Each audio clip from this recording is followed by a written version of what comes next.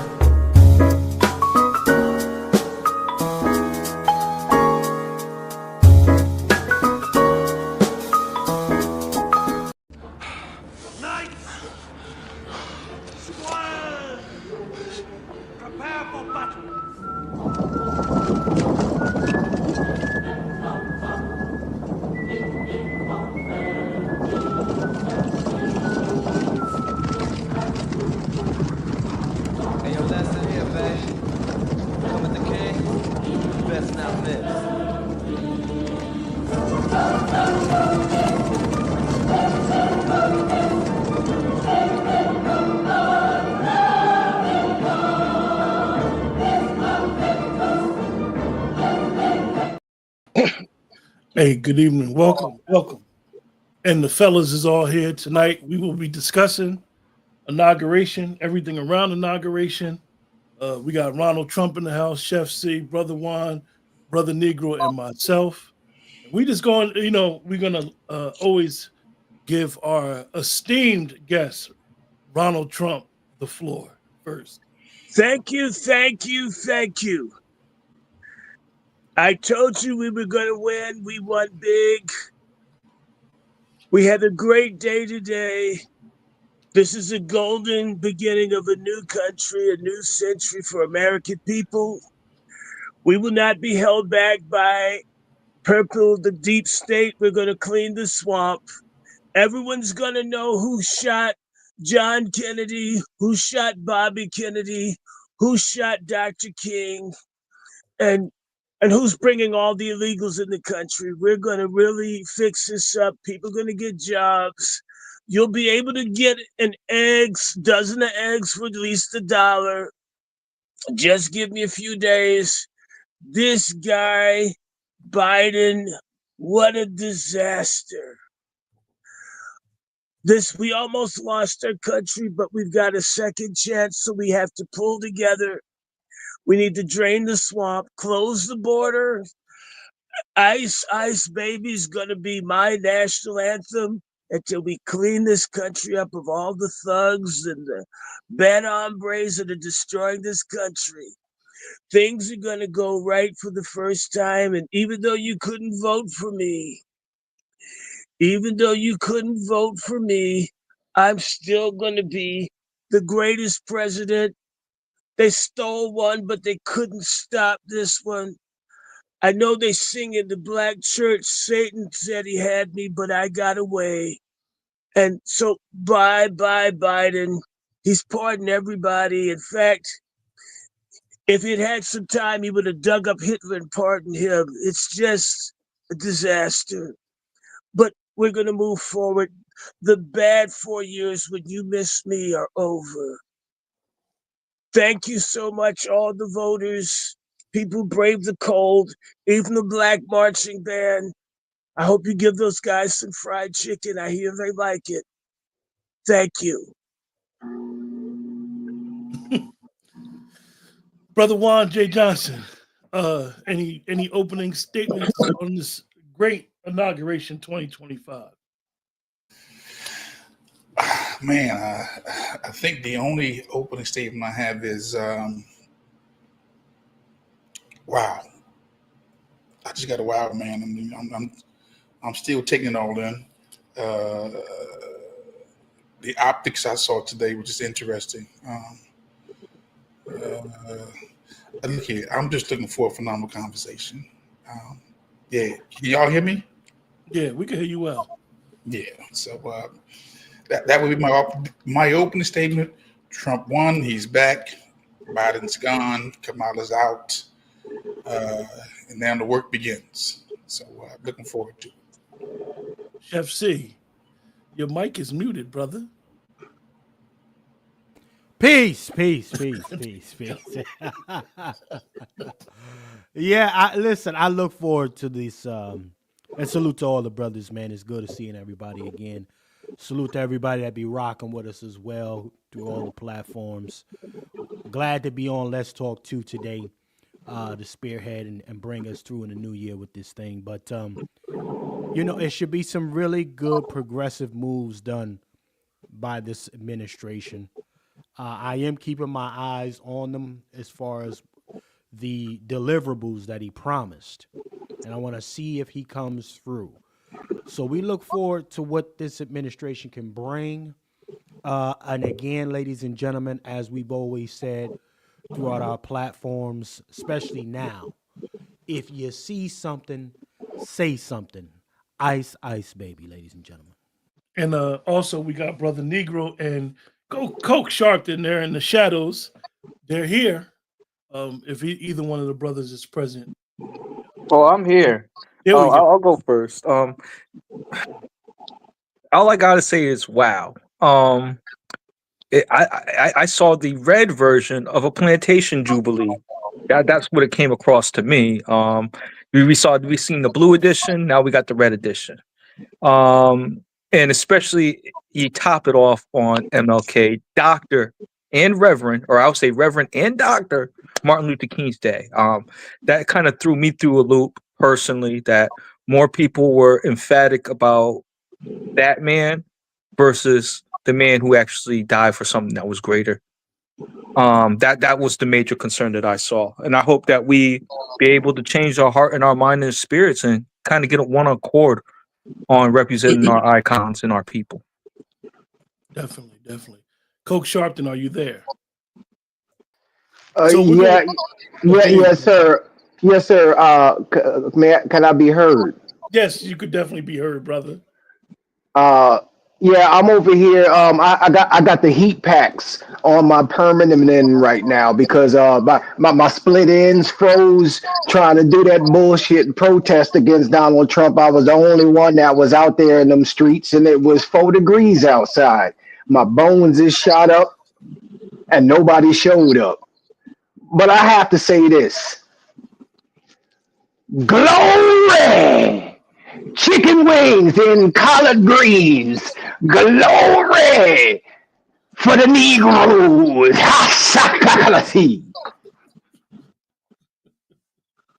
Wow, you definitely came in with a bang. So look, you guys in the chat as well as the brothers on the panel, we're going to play a clip. It's basically a summation of what President Trump, 45 and 47, what he said during his inauguration speech. And I'm going to show it right now. Just in 1 second, you guys. Here we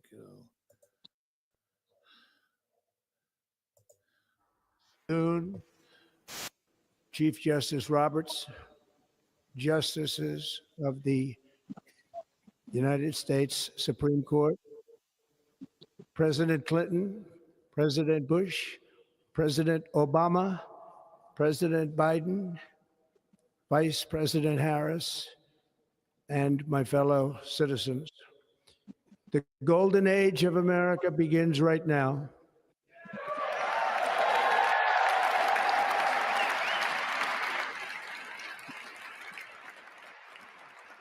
From this day forward, our country will flourish and be respected again all over the world.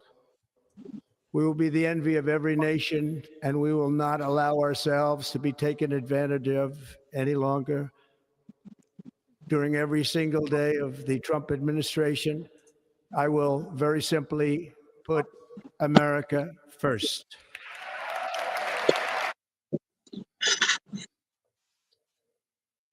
The hardest thing is obviously finding products to sell and then getting authorized to sell those products. So with e-com authority.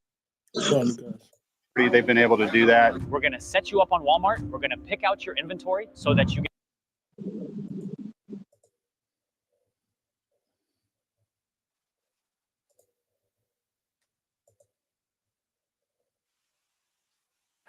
Our sovereignty will be reclaimed. Our safety will be restored. The scales of justice will be rebalanced. The vicious, violent, and unfair weaponization of the Justice Department and our government will end.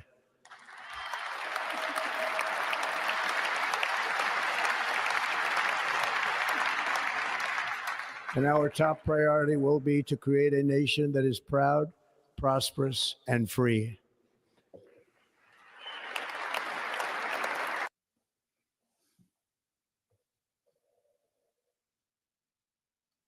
As we gather today, our government confronts a crisis of trust. For many years, a radical and corrupt establishment has extracted power and wealth from our citizens while the pillars of our society lay broken and seemingly in complete disrepair.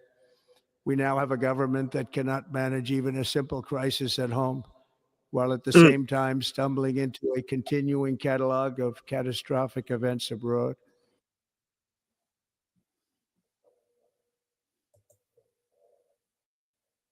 Our country can no longer deliver basic services in times of emergency, as recently shown by the wonderful people of North Carolina, been treated so badly.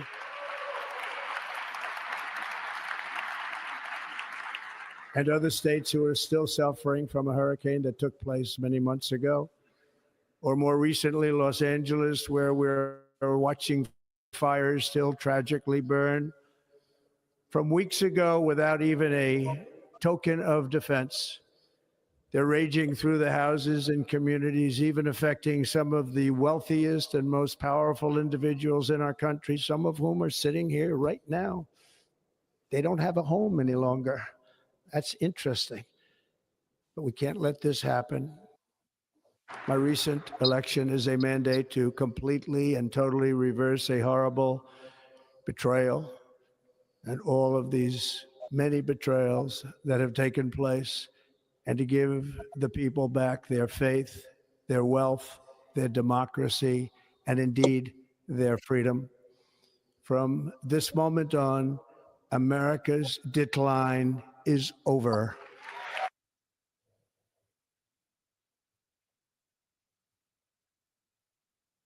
Over the past 8 years, I have been tested and challenged more than any president in our 250-year history, and I've learned a lot along the way.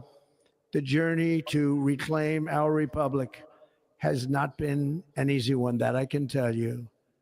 Those who wish to stop our cause have tried to take my freedom and indeed to take my life.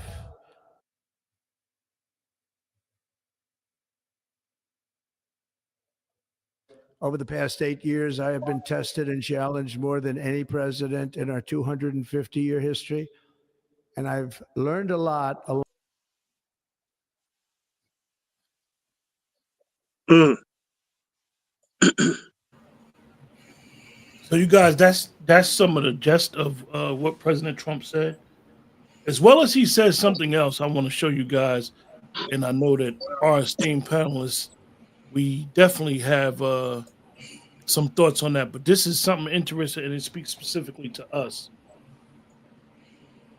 I want to thank you for the tremendous outpouring of love and trust.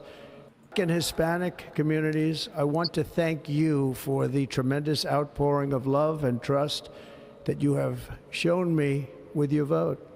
We set records, and I will not forget it. I've heard your voices in the campaign, and I look forward to working with you in the years to come. Today is Martin Luther King Day, and his honor, this will be a great honor, but in his honor, we will strive together to make his dream a reality. We will make his dream come true.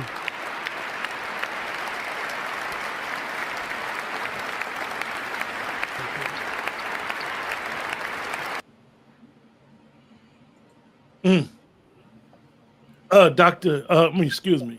Ronald Trump. You have any thoughts on your brother giving this great speech? Black people need some money to go with Black Power. Dr. King died talking about a check needing to be collected, and I think people need to come pick it up. The bootleg wouldn't give it to him, but I'm going to try to sign it. Brother Juan J. Johnson? Yeah. I thought what he said was interesting. Look, I know Stevie Wonder is blind, but if you have two eyes to see that our country was in a state of decline, morality, just think about how we've been these last couple of years. You've got to admit that we needed to see something different. Because I've always saw Biden as a weak person, very fragile. And with me, the type of person I am, when I see weakness, it's time for me to jump on that. I'm a predator. He prayed to the rest of the world. They knew he was weak. And when you get weak leadership, you get weak policies. He didn't show no strength since I seen him. So yeah, we need to change. I wasn't willing to go 4 more years with him and her, or with her and the other weirdo. I mean, yeah. So I was look. Is he a Messiah? Hell no. Is he gonna keep his word? I don't know. But I'm gonna go with this. Just let me see and keep our foot on their necks. On the process. What do you have to lose? Yeah. Brother Negro. Brother Negro, you have any thoughts on this? Oh, I'm here. I got a lot to say about that. He didn't, Brother Negro. I know what you said to me. He didn't say Hispanics first. He said blacks first, but it cut from the broadcast. So I apologize for that. Oh, okay, my bad then. Yeah, you know you already know the Negro I was already eyeballing that. I was like, yo, I know he ain't pulling no Jim Crow Joe Biden move, putting these individuals in front of us, skipping in front of the line. All right, that was the angle where I was coming from. I was like, yo, what's up with that? And since that wasn't the case, I'm gonna say that, man, where's that reparations check, man?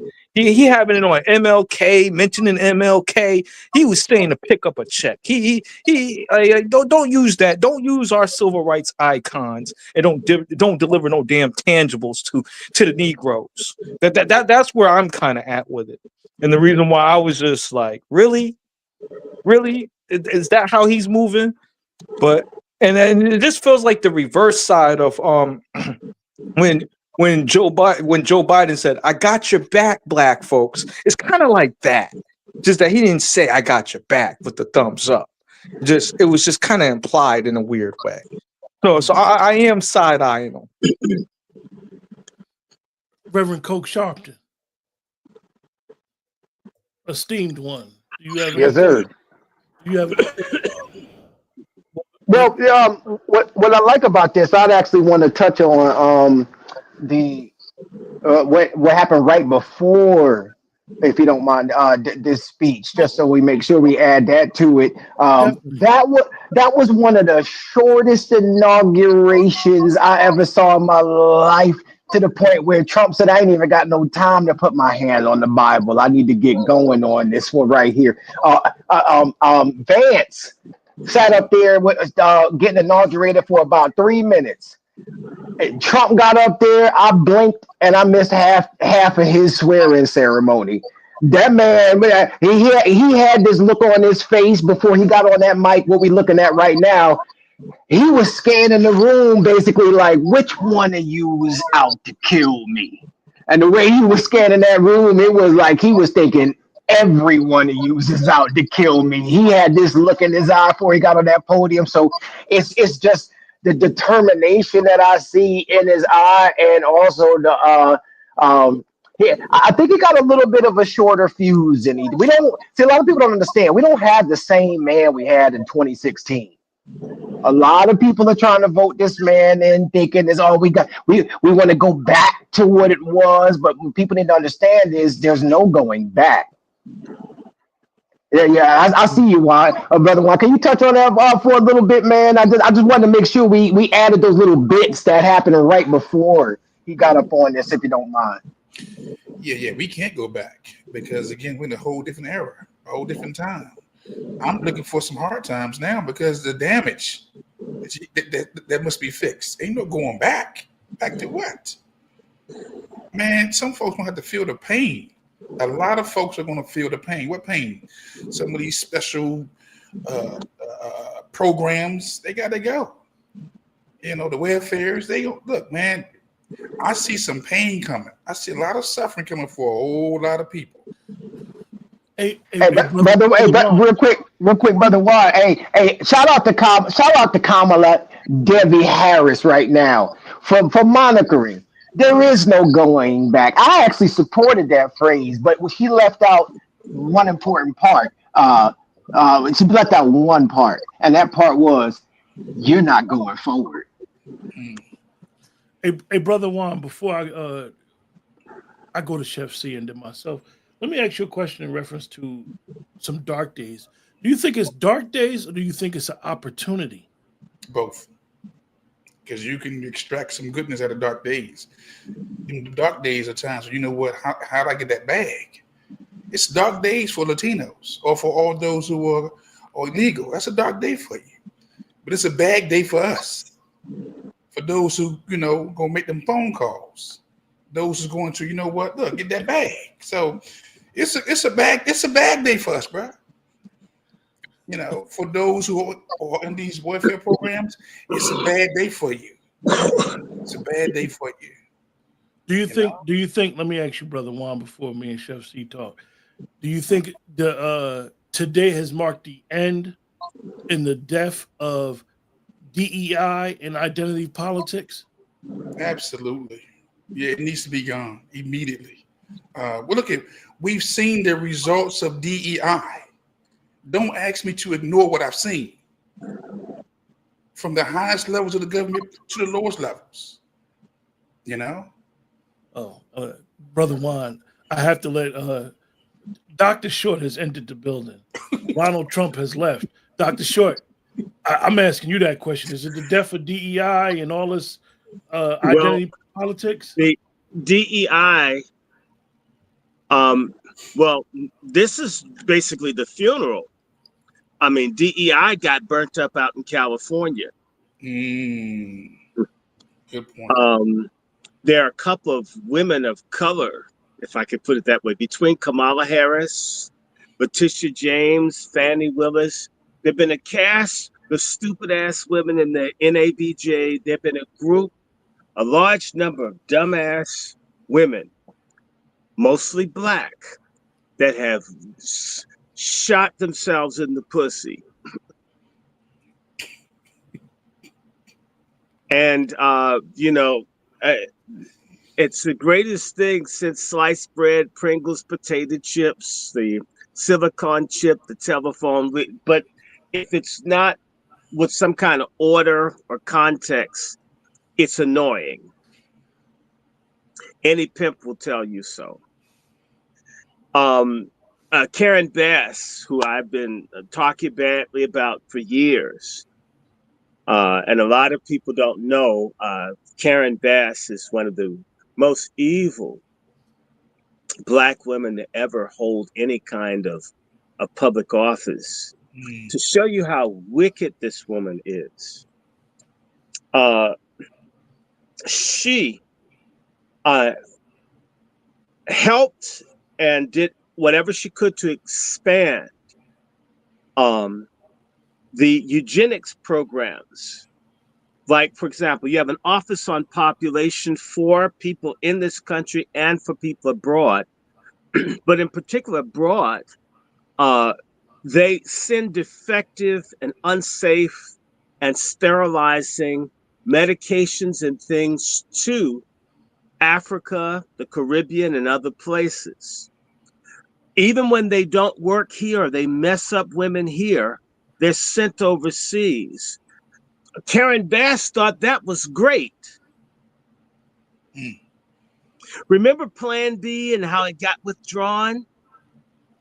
Do you know Karen Bass was supporting that stuff still being sent to Africa?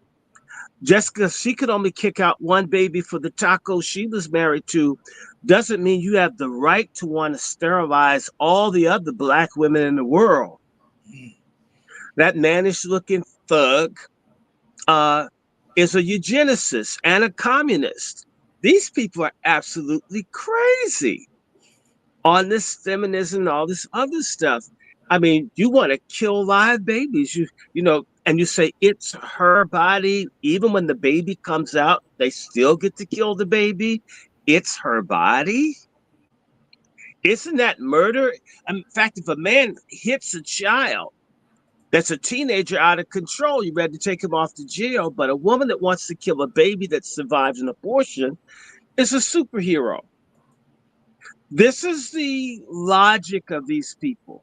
And it all centers around killing children, destroying the family, destroying everything, and trying to create some order in which women become gods. It's sick. It won't work.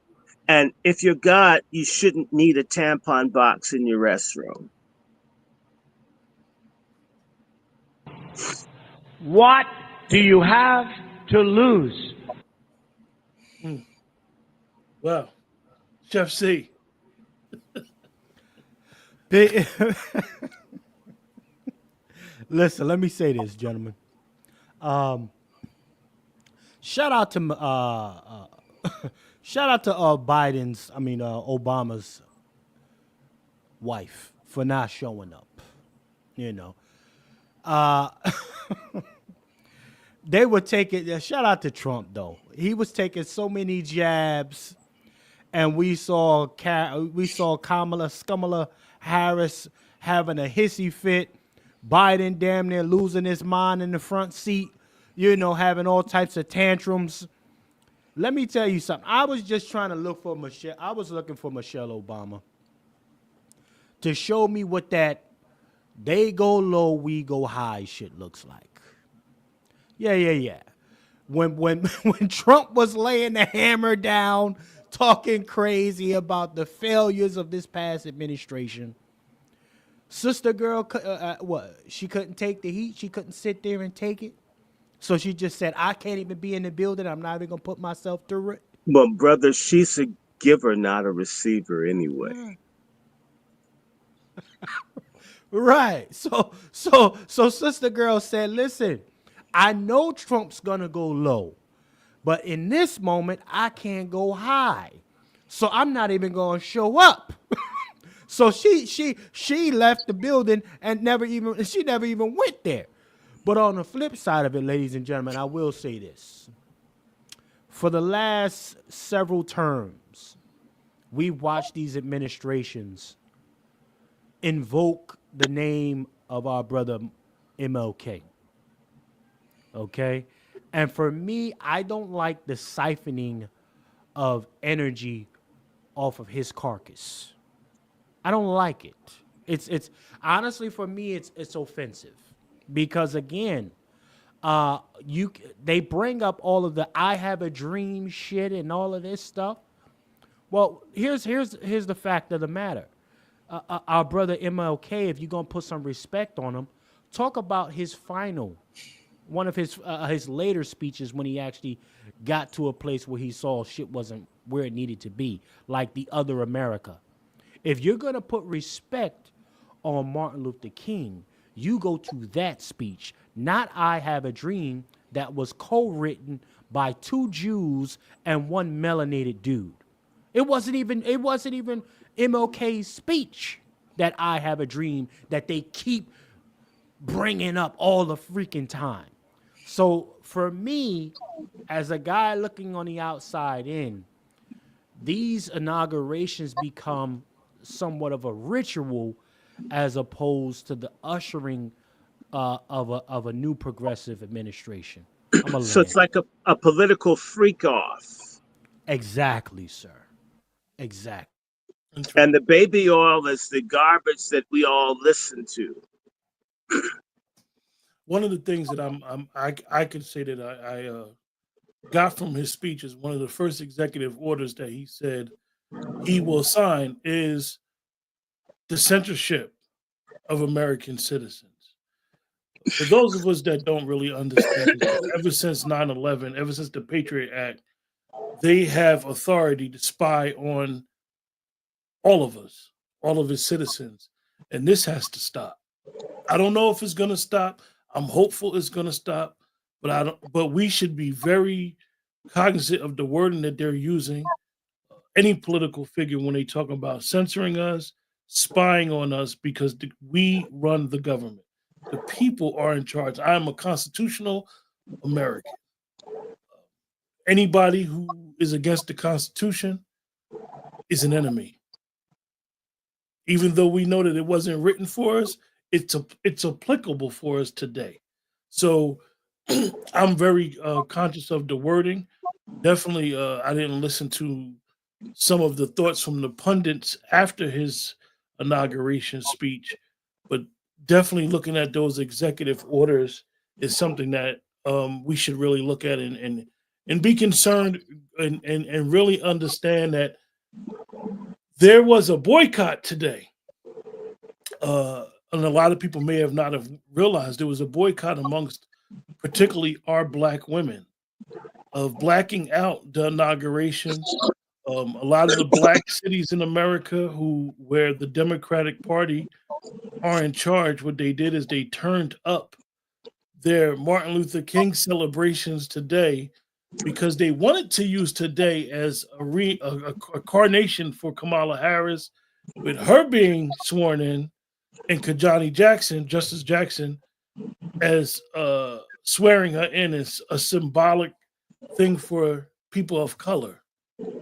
But that plan backfired and the American people spoke. So I know, Brother Juan, you had picked up on it, and I knew a bunch of people who said they weren't going to watch as a way of boycotting. Yeah, I mentioned that. In fact, I talked to quite a few sisters on today, and I asked them the question: Have they watched the ceremony? And they was emphatically no. I said, why you ain't watching? Well, the spec on that, he's not my president. He's a racist, white supremacist. Okay. My question is this: well, how do you want your white supremacy served? You want it in your face, or you want it behind your back? Well, these days they like things behind the back, one. I'm just saying the sisters still don't get it. When you look at that stage, who was up there in that program, you saw trillions of dollars. Google CEO, Apple CEO, Elon Musk, Facebook. They are kissing the ring. Okay? We talking about trillions. Trillions was on that stage. And they Coke Sharpton. I want to ask Coke Sharpton that question. Yes, sir. Why do you think, and I noticed big tech was, we saw Bizio's 3 rows behind him with Elon, like Brother Juan said, you saw Zuckerberg, you saw them all. I want to ask you, Coke Sharpton, why do you think that big tech, big business have pivoted from their position on President Trump, not from when he was 45, literally from 5 months ago? It's been a strong pivot towards him. What do you think, Coach Sharpton? What's your thoughts? I would say, what pivot? Let's Talk TV. What pivot? And what I mean by that is spending the majority of my life in tech. It's the opportunity.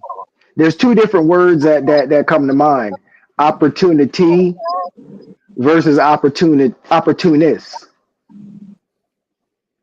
Now, when I want to look up here, a lot of people hear opportunists and they think it's not what they think. An opportunist is a person who exploits circumstances to gain immediate advantage rather than being guided by consistent principles or plans. See, when it comes down to this tech stuff, um, it's about creating air products. And what I mean by air products is put Facebook in my hand, put Twitter in my hand. You feel me? Put Amazon in my hand, put Uber in my hand. Uber's not a car sharing, a car ride service. That's how they won that lawsuit against the taxi companies. Uber is a matchmaking service. They match people who are willing to liquidate their vehicle with people who are looking for rides. No different than a tender. Swipe left, swipe right. They are here to milk America for its resources to create vaporware. Well, I wouldn't call it vaporware because vaporware means that you come out with an idea and it doesn't really exist. They do provide a service, but you can't put it in your hands. So if you look at Elon Musk is actually a liberal cosplaying as a conservative. You see, let's talk. That's what Elon Musk is. Let's not forget where that Tesla still is part and parcel in the Bay Area. Elon realized that, hey, it's more tax advantageous to go ahead and move over to Texas, and Austin gonna give me half of the city. So let me go ahead and move shop over to Texas. Let me start acting like how the Texans act. Let me get me a cowboy hat, cowboy boots, all of that stuff. As one of my favorite people that I won't mention on this platform, because we don't support platforms that don't know. Well, actually, but Star has supported on their next podcast and all of that. And as Star says, I ain't got no friends. Don't believe in tribalism, and I vote for the winner. See, when Donald Trump won, he fell back. He was like, we ain't rocking with Trump. But when Trump, start bubbling up, hey, MAGA, all of that stuff, and I'm gonna make my own MAGA hat. He doesn't rock with Trump like that. He actually would disrespect Trump if he had the chance to. When I'm talking about Elon Musk. When he stood up on that stage with that black MAGA hat, that's a shot. That's a low-key shot. I'm not saying that they're intentional in what they do, but these are immigrants. Let's be very clear. These folk are first, second, third generation immigrants that come over to America as opportunists. They get involved in tech, and then they blow the situation from there. The tech space is one of the biggest debt creators in the country, right? All I got to do is come up with some idea. And that's one of the reasons I actually got into tech. See, I have a business degree, and it was a business decision for me to get into tech. I said, so you mean to tell me I could just make ideas in my head and type on this keyboard and then money comes out the other end? Say less. But they just take it to the next level. Now, I noticed that they try to prevent people like myself at the HR and at that level of it. But these are folks, they get clicked in with your Stanford universities. They get clicked in with your MITs. You can try to cosplay conservative all you want to. You're going to have to see MIT. You're going to have to see Stanford. Where is the money at? And how can I push the government to create tax abatements and things like that? You look at Tesla, tax abatements, all of that stuff. Who's got the rock is the question. And that's who we're going to rock with. And hopefully that answers your question, sir. Oh, great. Yes, no doubt you definitely answered that. Dr. Short, I know you had talked about what you call him, Vimaswamy again? Stamaswamy or Skamaswamy. vasectomy. You can choose. Both are accurate. So he stuck his neck from up under the sand and showed his face in the rotundo today. I know you had Dr. Short. One of the things, for just like the panel know, and everybody knows Dr. Short. One of the unique qualities that Dr. Short has is he has a unique foresight on things to come in the future, and he always advises all of us individually and as a collective of things to look forward to. And Dr. Short, you got some foresight on what's going to happen with Vimoscammy? Scamaswamy or Swami. vasectomy. It's easy. I mean, you know what a vasectomy is. Maybe you can't say it because you don't want it to happen to you. And Scamaswamy. What's your thoughts with him? I know you said that he's basically he thought he was going to be in a position, and then he offended Donald Trump's base, America's first. He's model minority political roadkill at this point. He fucked up.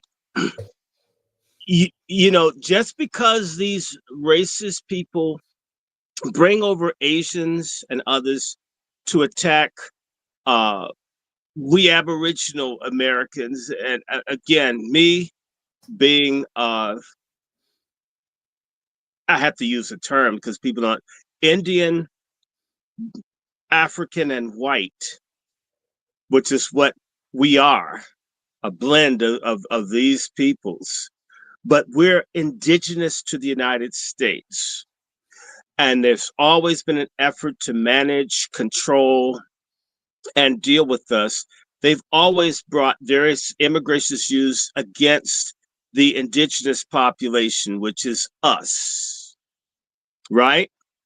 Just because they both smoke up this Indian's ass like they did Bobby Jindal and they did like Nookie Haley and all these other Indians that are over here that are doing anti-Black things, it does not mean that you are an honorary white person with full status. Even the white folk in Western North Carolina weren't white enough to get the help that they deserved. They let those people be destroyed. I mean, that is the most brutal thing I can see since Katrina, to see thousands of people's lives destroyed, and they have white skin. The social contract in this country, if you're white, certain things don't happen to you. And so the social contract was broken just around this, and the social contract's broken with all the little Jewish people shit. They haven't had this much shit burnt since Hitler. Okay?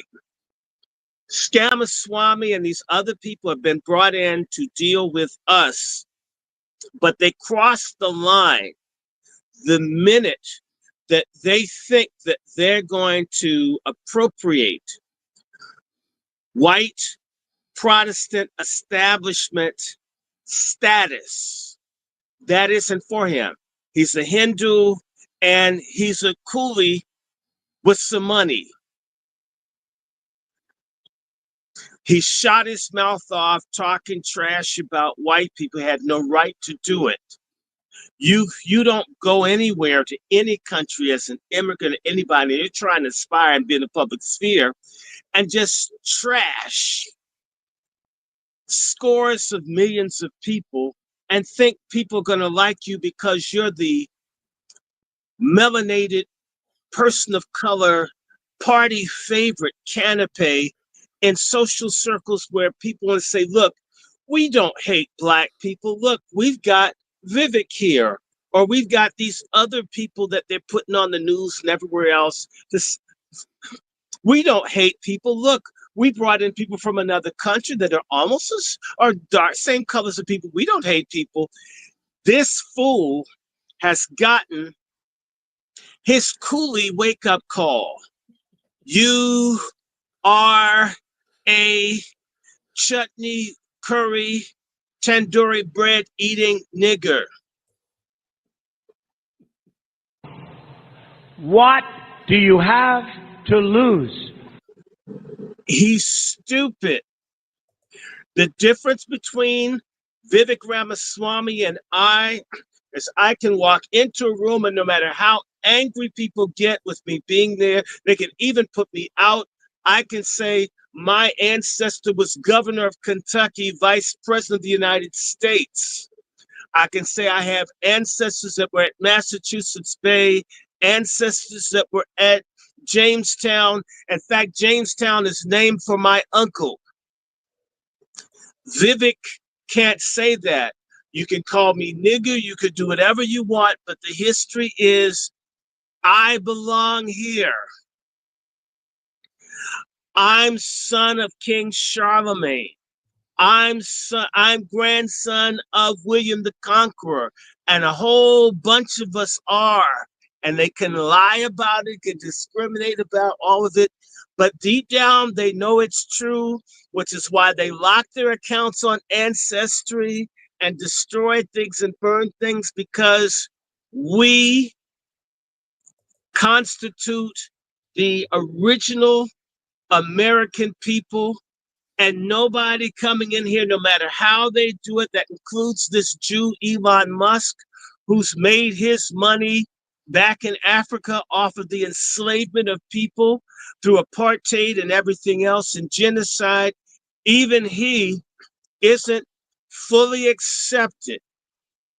These people don't understand there really is a class and caste system in the United States. And contrary to Vivek Ramaswamy's understanding and the American caste system, he is still a nigger with money, with this kooky religion, and all the other stuff where they run around with rats and play with cow shit every year and so forth and drink cow piss and think it's a soft drink.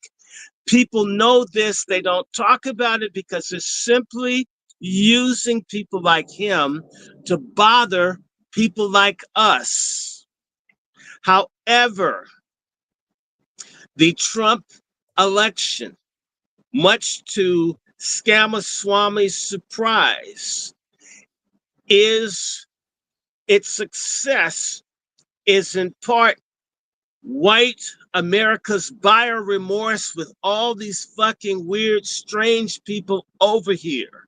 Kidnapping, pushing dope, raping, drunk driving, job stealing, scamming people who hate this country, who are not interested in becoming Americans other than looting and taking what they can take back home.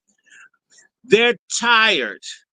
And in reality, there's a silent thing. You know what? The niggas we already had were better than these new ones that Biden let in. Let us shut the door and we'll work it out. And Vivek Ramaswamy can run for governor of Alaska. He can run for Puerto Rico. In fact, he'd fit in there because there's a lot of trash. He is done. I'm Donald Trump, and I approve this message. Wow. Wow. Brother Juan J. Johnson, what do you have to say about what Dr. Short just said? Man, Dr. Short is filleting. He's literally cooking. He's cooking, okay? But he's absolutely right. Vivek Ramaswamy, he overplayed his hand. Look,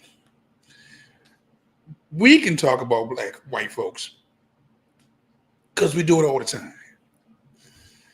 But when they talk about white folks, the foreigners, you see that beehive, that white hive come out. He doesn't have the standing. Mm-hmm. Look, I can't stand him, but the governor of California is my cousin. And that's one of the things that we have to look at, how those people, white nationalists, view, like Dr. Short eloquently put, how they view, quote unquote, their blacks. Mm-hmm. If you listen to what Steve Bannon is saying, Steve Bannon has always been an American first and a Trump ally. He basically said he's going to protect Donald Trump by any means necessary of Elon Musk and Ramaswamy and Ramaswamy.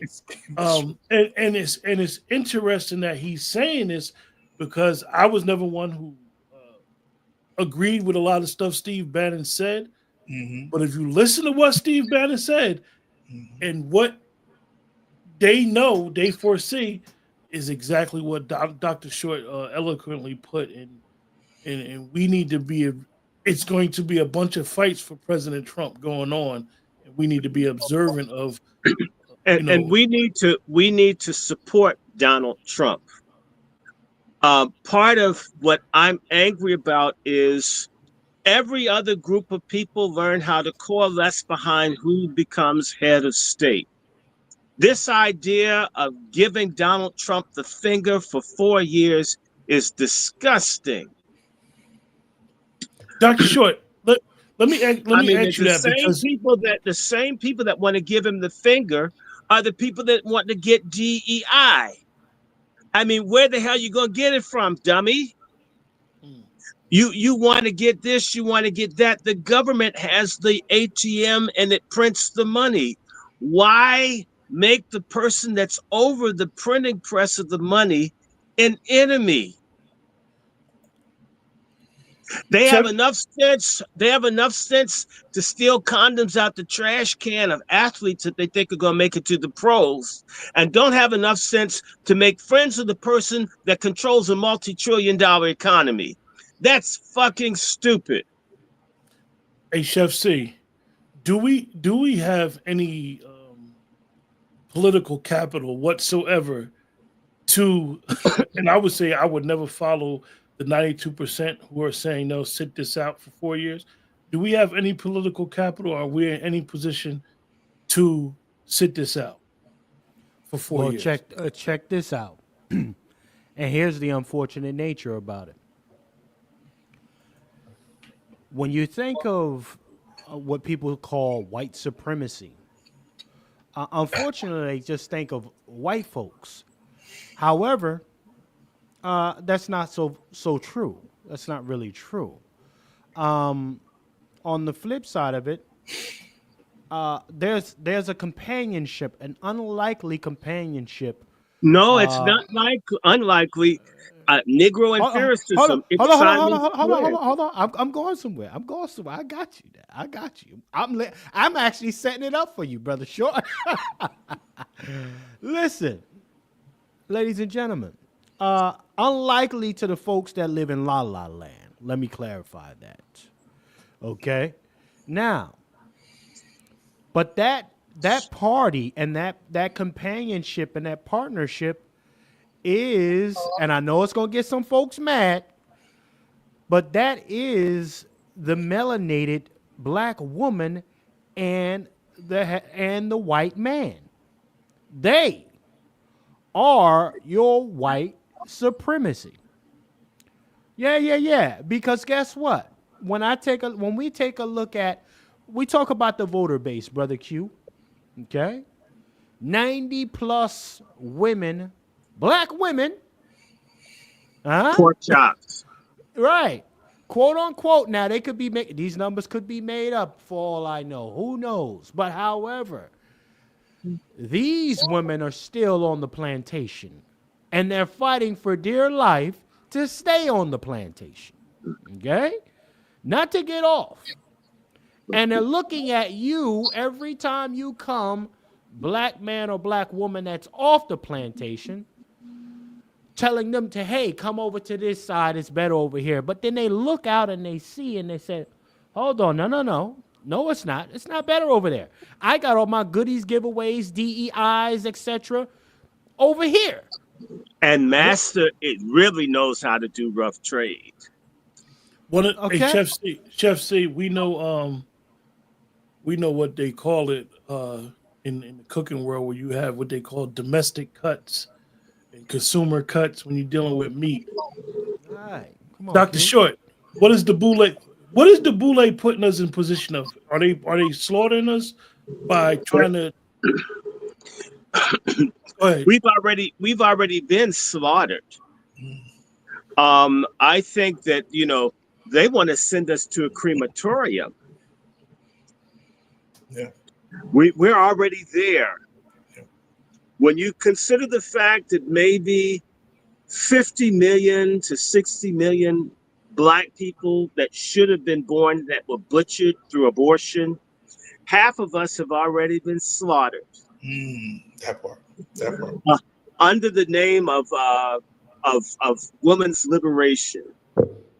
And a significant number of us have died due to gay liberation, where, you make the asshole the pussy. It's the new pussy. And so The Boule has had a contract for over 80 years to exterminate the unqualified, unfit black people. The Black Greek letter organizations support the eugenics agenda. They think the eugenics agenda means only getting rid of the non-talented 10th black people. But the real one, the part that Margaret Sanger and Nina talked about, and I have my book at The Woman in the New Race, I can pull it, it's somewhere around here. They don't want any certain people of any kind to reproduce at all. And but the problem, we have a golden opportunity. Trump is a golden opportunity for us, not because Trump is what's his name, John Brown or Martin Luther King, because Donald Trump is a realist and a businessman. He's in the business of making money and doing things, and he can work with just about anybody. Well, that's a hell of a good thing, because I'll tell you something. There are a whole lot of black folk that ain't on business. There are a lot of different people that ain't on business. You can't figure out what to do. Chef is an entrepreneur. All of us who do any kind of business, and ever had to do contracts, whatever, to have people that you can sit down and discuss what you like, what you need, what you're going to have, what you're going to exchange, and it happened exactly as all parties agreed, is a wonderful thing.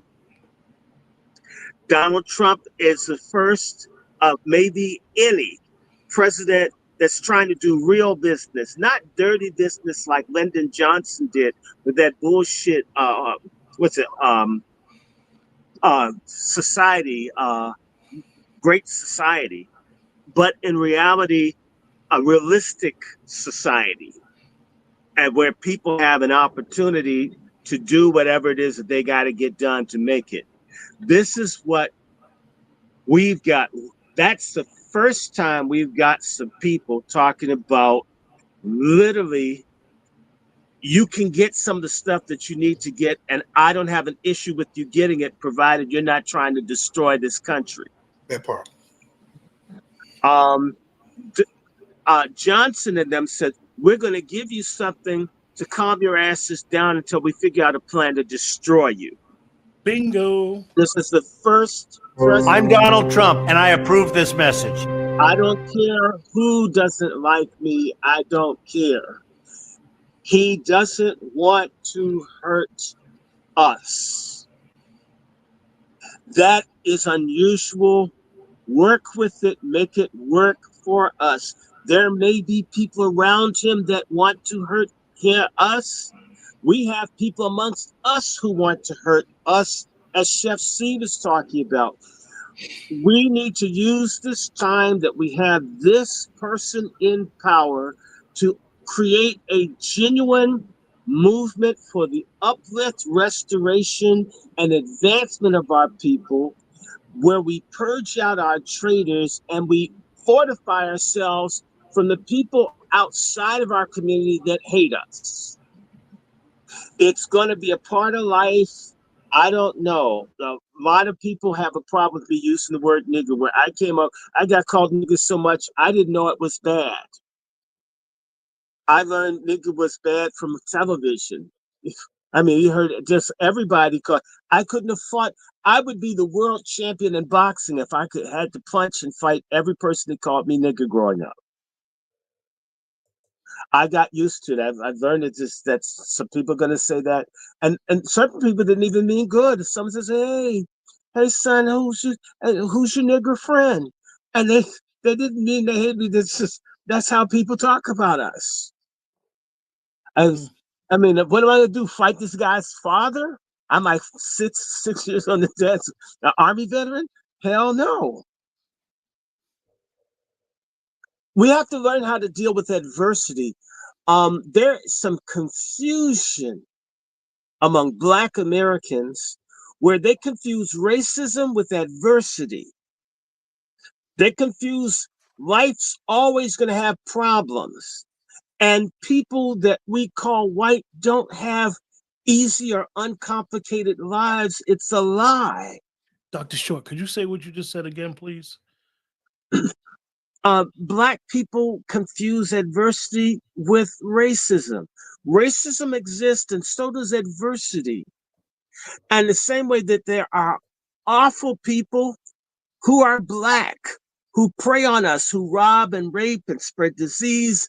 I mean, if all of them were strung up, I don't care who does it, I would be glad. And then there are righteous black people that are wonderful. And likewise, there are white people that are phenomenal people that would do anything they could do to help you.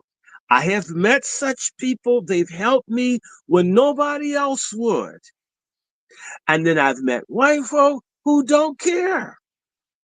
And then white folk who actively are working against for whatever reason.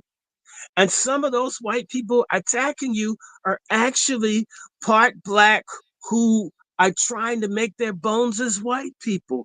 There are millions of people pretending to be white. I have family masquerading as white people in Iowa and in Virginia and in Maryland and in Pennsylvania. And they know all about this stuff. And when I ran up on one of my grandfathers, I found that just last night, found out there was an African woman slave who got impregnated by one of the grand. Now I got the name after all these years, and it's locked because they know we exist, and they know that they have cousins and family. There are a lot of people lying about who and what they are. That's part of the matrix of America. Black American people are going to have to be taught, as Jewish kids are taught to have chutzpah, to say there are going to be difficulties being black. But if you are smart, if you are studious, if you're righteous, if you develop a talent, a skill, and an ability, if you can coalesce with other people, you are unstoppable because you are connected to God.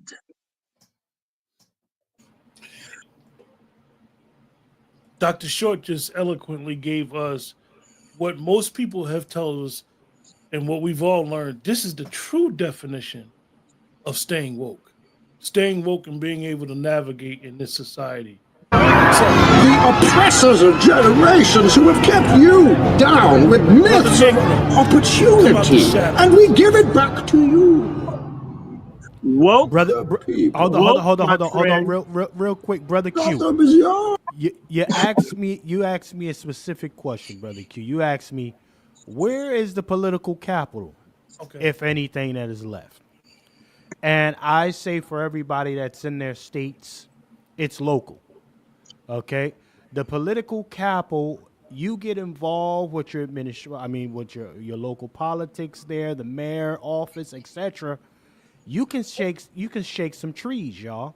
For real. You can get some people ran up off the block. And you know what? A lot of times they're not hard to find. So if you want to see some adjustments taking place where you live, where you reside, don't always look to the federal level or all the way up to the White House. Handle where you are, and that's local. I'm a land. There's capital within the family. Again, Black American people, I almost wish I had a baseball bat and I could pop people over the head the next time I hear someone talk about white people breaking up our families and slavery, when folks don't want people to know the names of their fathers right now. We've done more to destroy our family unit in the last 40 years than what any plantation person ever did to my family. That's a goddamn disgrace that we don't know who mama and daddy are. We talk about a political organization, and there are people that don't know their parents' names. Do you know that that's on par with when I go through and I look at death certificates and records, the a disproportionate number of the people that were sold when chattel slavery existed in this country were children who often didn't know who their parents are. We are living in a worse form of slavery in certain ways than people long time ago. And what makes it worse is that your goddamn mama or grandmama or whoever, or you sorry, loose jointed Negroes who make these babies out here who don't want to claim paternity, to not even convey who a father or a mother is to a child. How are you going to have any kind of movement or society if you do not have a family unit? You need to go local and into the family. And I'm going to say this. We got a real problem. There are two groups of people. They're whore-ass black men and whore-ass liar black women. And we're going to have to become a people that hate lies. Not just white people's lies. I'm sick of talking about white people. I can't wait to get back to talking about white racism, but I want to deal with black on black racism. And yes, we have enough power to kill, exterminate, destroy, backstab, steal from one another, which we do in horrific numbers. We need the political capital that we could gain if we were to declare an amnesty that we're not going to murder, rape, abandon, impregnate, spread diseases to, divest from. There's a whole lot of shit that we could just do. Of a heart, of the mind to just decide. I mean, everybody's talking about what's Trump going to do. God damn it, black men and women, what are we going to do for self? For your children, for your grandchildren, for your extended families. Why is it has to be on television, or it has to be something that's celebrated by another group of people? This external motivation, this deflective thinking. I mean, you only get into it if because someone else did it, not because it's good itself. You don't like who or what you are. If we had just that sense of, I'm going to respect myself and others, love self and others, cooperate with anyone I can, this was the foundation of all the black progress. The minute slavery ended, the people were terrified of the energy of our ancestors, who they couldn't stop from doing practically anything. They didn't stop making laws and everything to stop these people. These are people who couldn't read and write it, but some of them had the ability to work together. Their word was their bond. But alongside that, I got my Frederick Douglass book here, but I'm not going to bring it out. We've had two black communities. A destructive Luciferian black community full of no good black folks. To me, I wish I could be Hitler. I'd gas all of you. All the no good black folks. Like I can recall weeks after Martin Luther King was shot and killed, within a year, I remember seeing adult black men inject heroin into the arms of black children to get them hooked on dope on Capitol Hill. Here in Washington, D.C., no white person did it. Yes, the CIA and them sent the drugs over here, but they needed the cooperation of pathological, Luciferian, degenerate black men in particular to do this to their own people. The slave system that kept our people in check, it required that there were black men that used their bodies to hurt their own people, as long as they didn't get beat as bad as others. As long as the rogue filthy, black trash element is not dealt with, expect no change. And black trash isn't limited to the income level, because black people with money are some of the most vile and despicable people. Whether this Oprah Winfrey or this, uh, oh my God, the basketball playing nigga from Ohio. Can't even get his name out. The one that has LeBron James. these people, money does not make you righteous or holy. We must have a moral, ethical, spiritual revolution. What woke used to mean was that I was woke up to God, woke up this morning with my mind stayed on Jesus. Not an escapist Jesus, but a Jesus that fed hungry people, helped sick people, raised dead people, spoke up for poor people. Being woke was being righteous and having virtue. Not cursing white folk, being gay, destroying property. God damn those people. Wow. God damn Brother, them. Brother Negro, I apologize for getting you behind the shadows. You and Coke Sharpton, whichever one of you guys would like to Oh, share okay. something. Yeah, I'm right here. I definitely wanted to dial back to that technology about Mark Zuckerberg, why he might have hopped and jumped on the Trump train.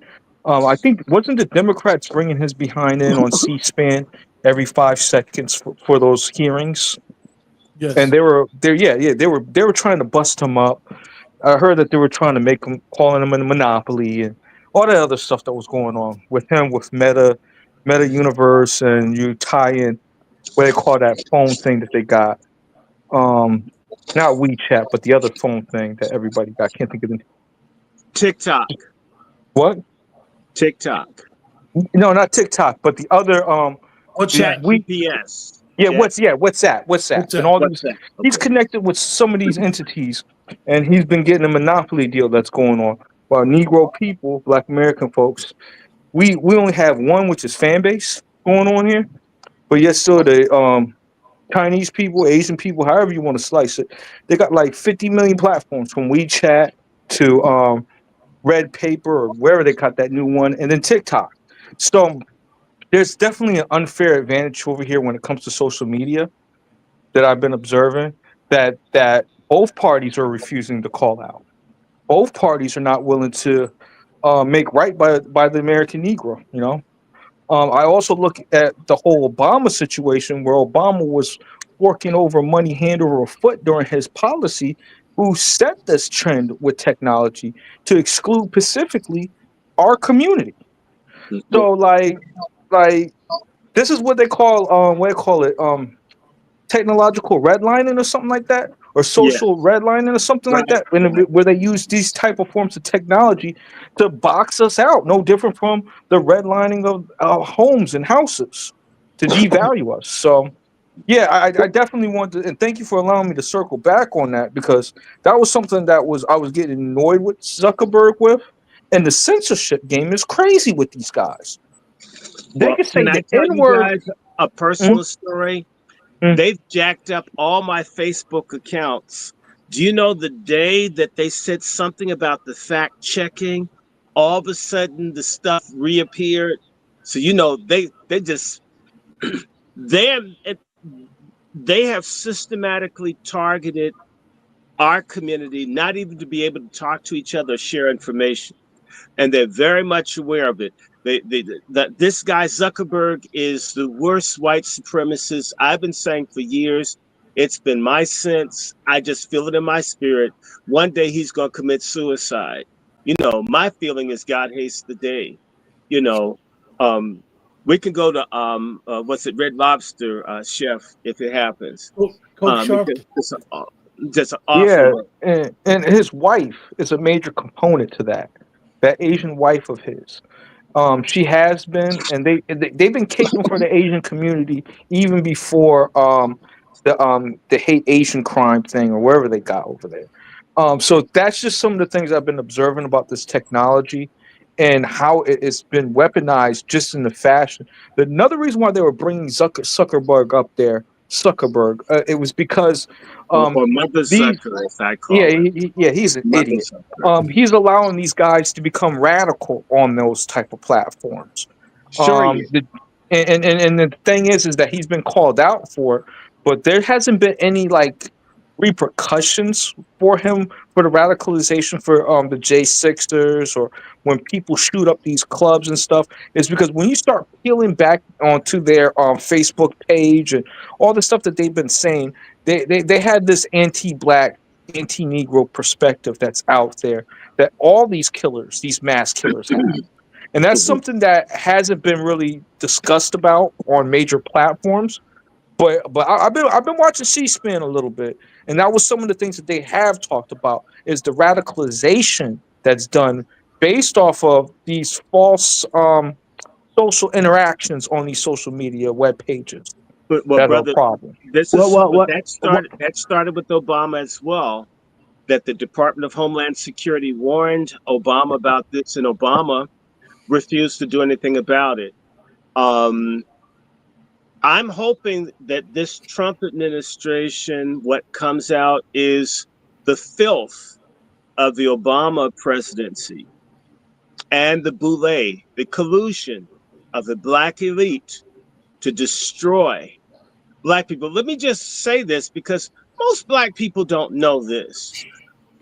Most people don't know when this whole thing went to court hundreds of years ago over a black man running away from slavery, that he was owned by a black man. It was a black man that sued to have him as a perpetual slave.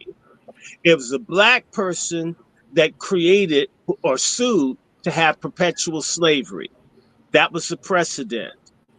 There are black people who are vile, despicable human beings who do not like racism in practice if it happens to include them, but in principle would support slavery, genocide, as long as it didn't happen to them. This is the mindset of, I would say, 75% of black people.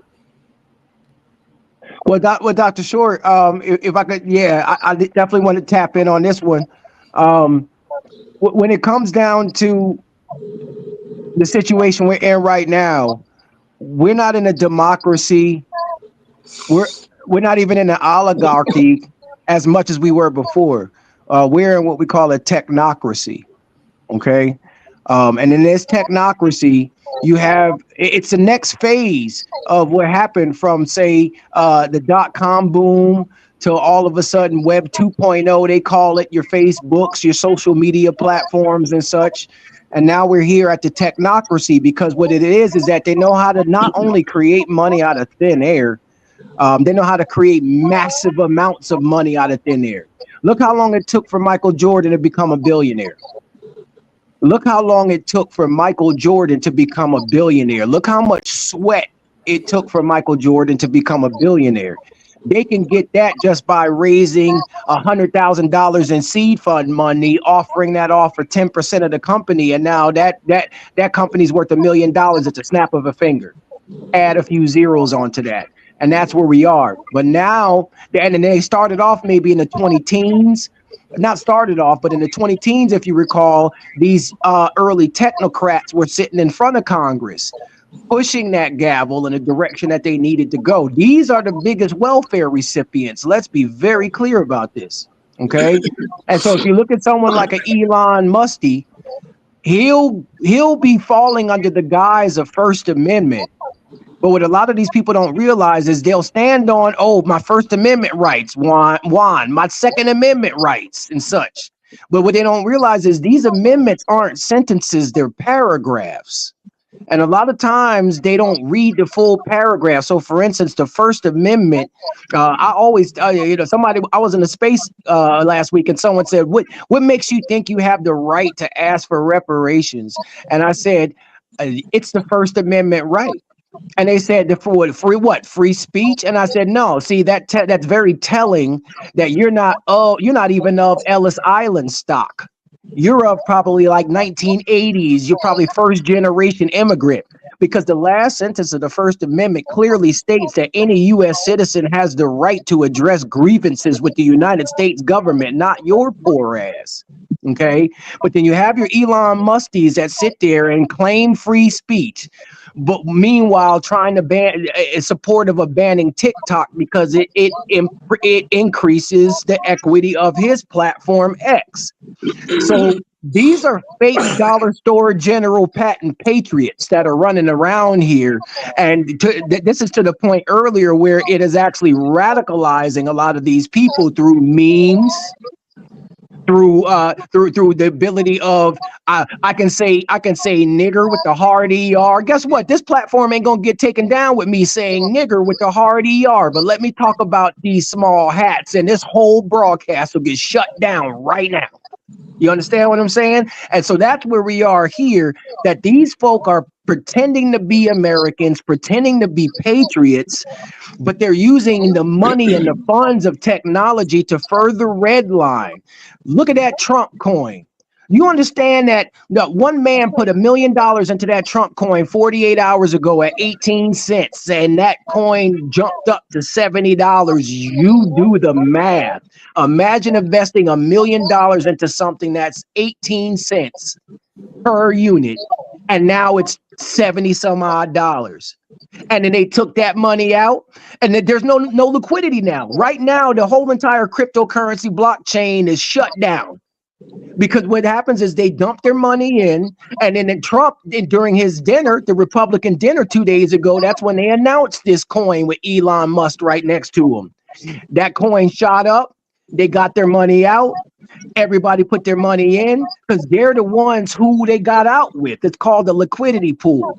Right now, if you have a car and you want to sell your car, say you have a Jeep and you want to sell your Jeep, and there's nobody out there with money to buy a Jeep, guess what? You're stuck with a Jeep. You can't sell it. You're whole.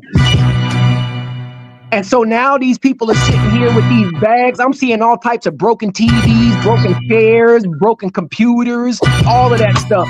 But they're still sucking on Trump.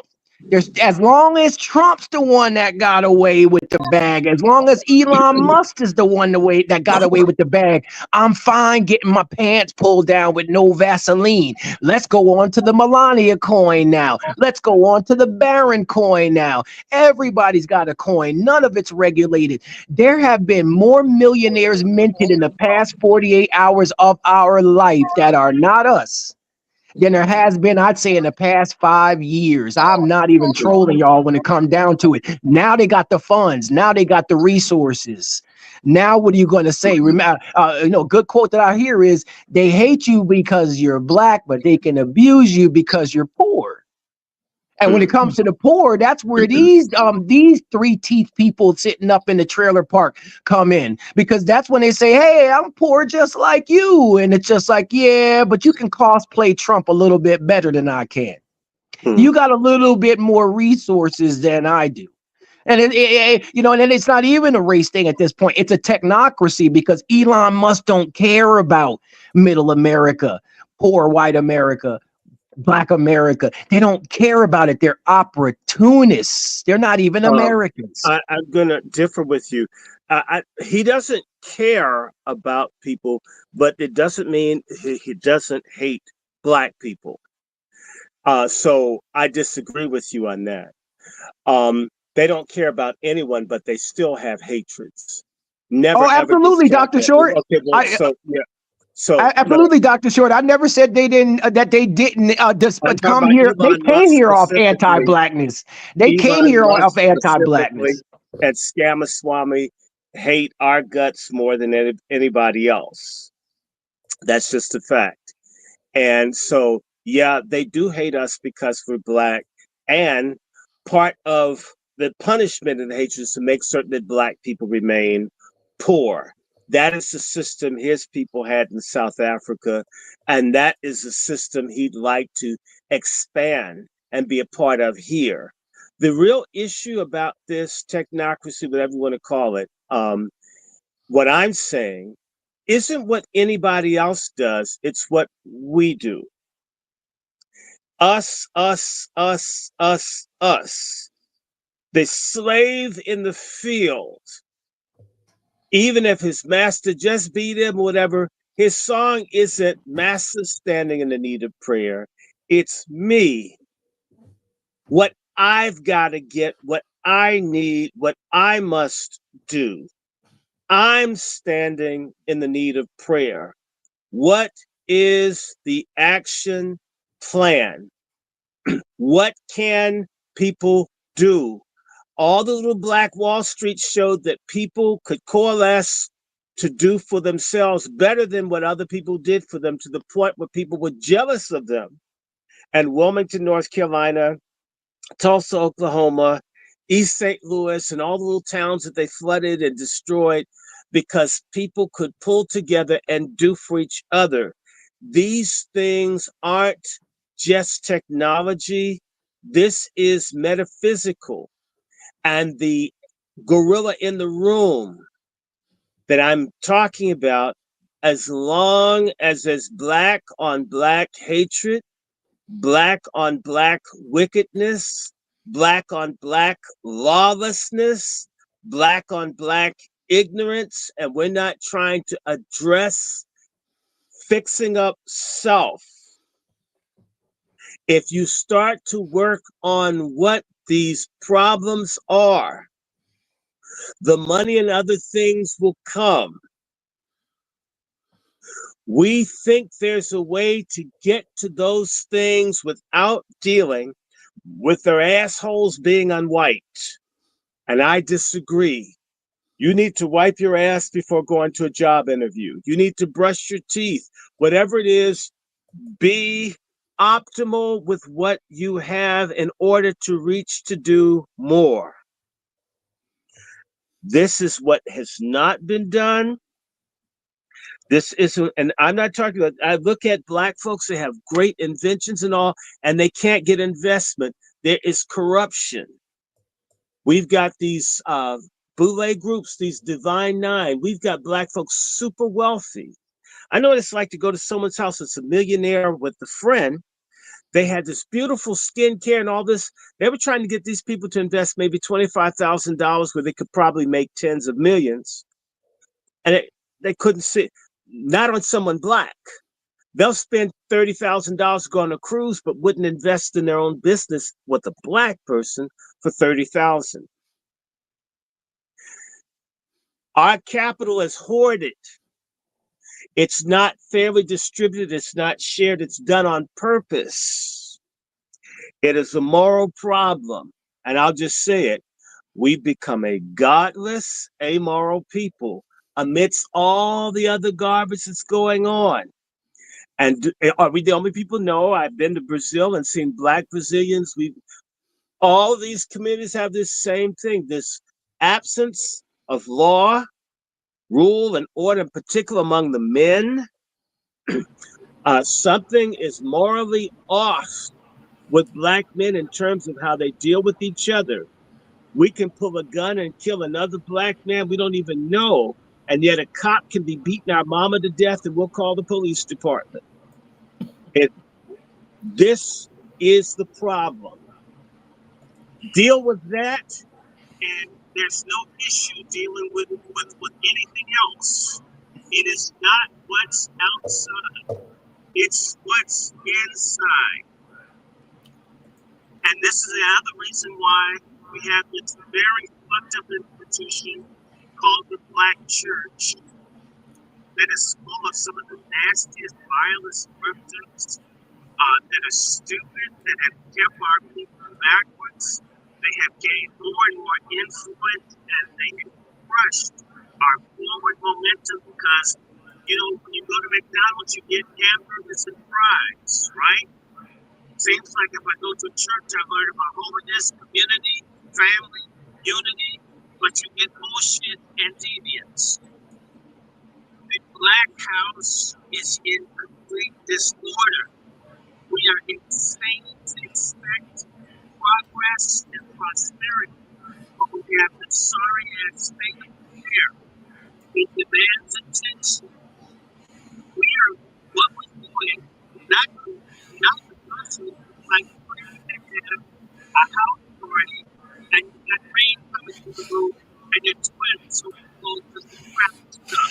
Hey, Dr. Short, we get a little distortion from your mic. I don't know what happened. But listen, yeah, usually we already know what that is, you guys. But what we're going to do is we're going to take a 45-second break, reboot the show, and we're going to talk about these pardons when we come back. That part. Hey, wait. Hey, Before, wait.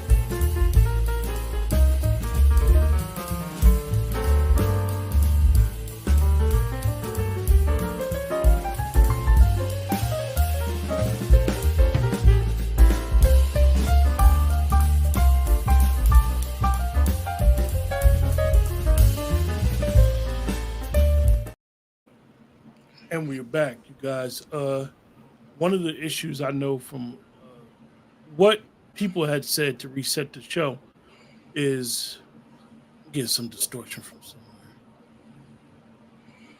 Hey, Negro, unmute your mic. Mute your mic real quick. can you hear me? Yeah, mute your mic.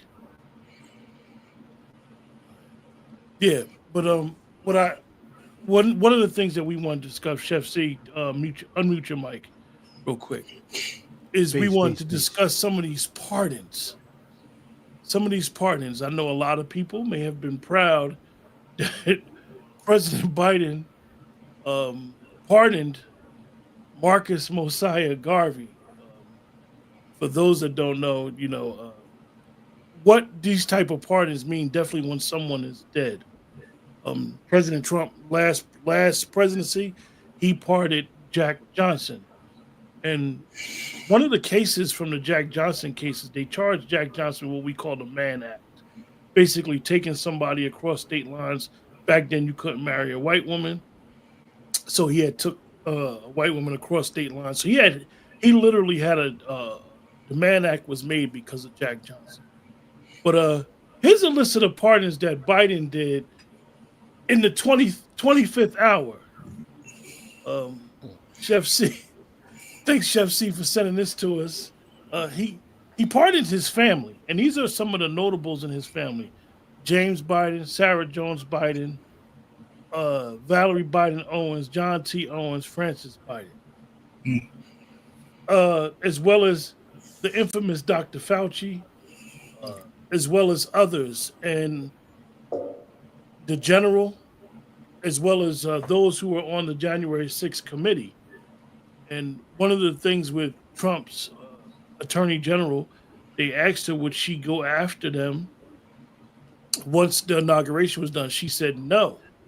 she wouldn't go after them, but she would use the justice system to go after anybody that did anything illegal.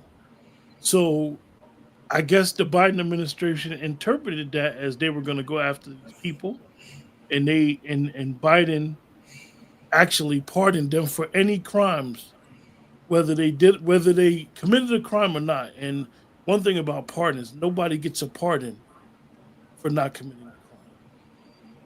I wouldn't want a pardon for something I didn't do. If I didn't do nothing, I ain't got nothing to worry about, whether it was malicious or not. What's your thoughts, Brother Juan? It's a miscarriage of justice. A great miscarriage of justice. When you talking about these preemptive pardons, think about when the military decides to do a preemptive strike. You don't even see it coming. We strike them before they strike us. He has pardoned people before they get their day in court. Man, when I think about what he did, the first thing that comes to my mind is we got to play this game different. The rules. So watch this. You play within the rules, but you do your own thing. Because these folks are getting pardons before an investigation. They can be held liable for what they've done. So the DOJ can do their inquiry, their searches and investigations, and find the dirt on these folks. And guess what? You can't touch them. You can't touch them. Unless it's international court. And that's a stretch. A big stretch. Especially when we're pushing America first. Okay. I mean, the first thing I thought was, man, you talking about weaponized? Black America, there's two different sets of rules going on here. Okay? Let's keep it 100. And I did law enforcement for almost 3 decades. This was disgusting, man. Disgusting. I mean, he got his whole family pardoned. And the son-in-laws, the daughters-in-laws. You don't need a pardon unless you did something wrong. Okay? But he's doing this before you can find the evidence. I'm not on board with this, bro. And any of these folks who get behind this, okay. The pardons, as they say, is nasty work. It's what? It's nasty work. Yeah. It's nasty work. I think a lot of us may have not realized he pardoned them right before the inauguration, his family members. And he did Fauci yesterday. And I don't think people really understand the magnitude. They don't. Of pardon for crime. His son was one thing. His son was something that a father in that position may have done regardless. Your son did all this stuff. And as the president, that's still, quote unquote, an abuse of power. However, when you pardon all your family members, when you pardon Fauci, who's been accused, not just from the right, but it's bipartisan, been accused of a lot of crimes against humanity. For you to pardon Fauci. But not just Fauci. Folks who worked with Fauci. Not just, we're talking about the J6 committee and those administrators and those who did the research and all the senators and their staff. This is a miscarriage of justice. This is not good. Because you almost, and these folks knew they'd used this DOJ as a spear against Trump. And let me say before Dr. Short goes, that this man pardoned 2,000 crack dealers. And just to give you guys some example of crack. They were friends Crack, to Hunter. yeah, crack. If you get caught, I'll just use DC. You get caught with crack in DC, where in the other states it may be a state crime. You get caught with crack in DC, there's no such thing as state. It automatically go to the feds. So, for lack of better words, when you pardon 2,000 crack dealers, it's not a big deal.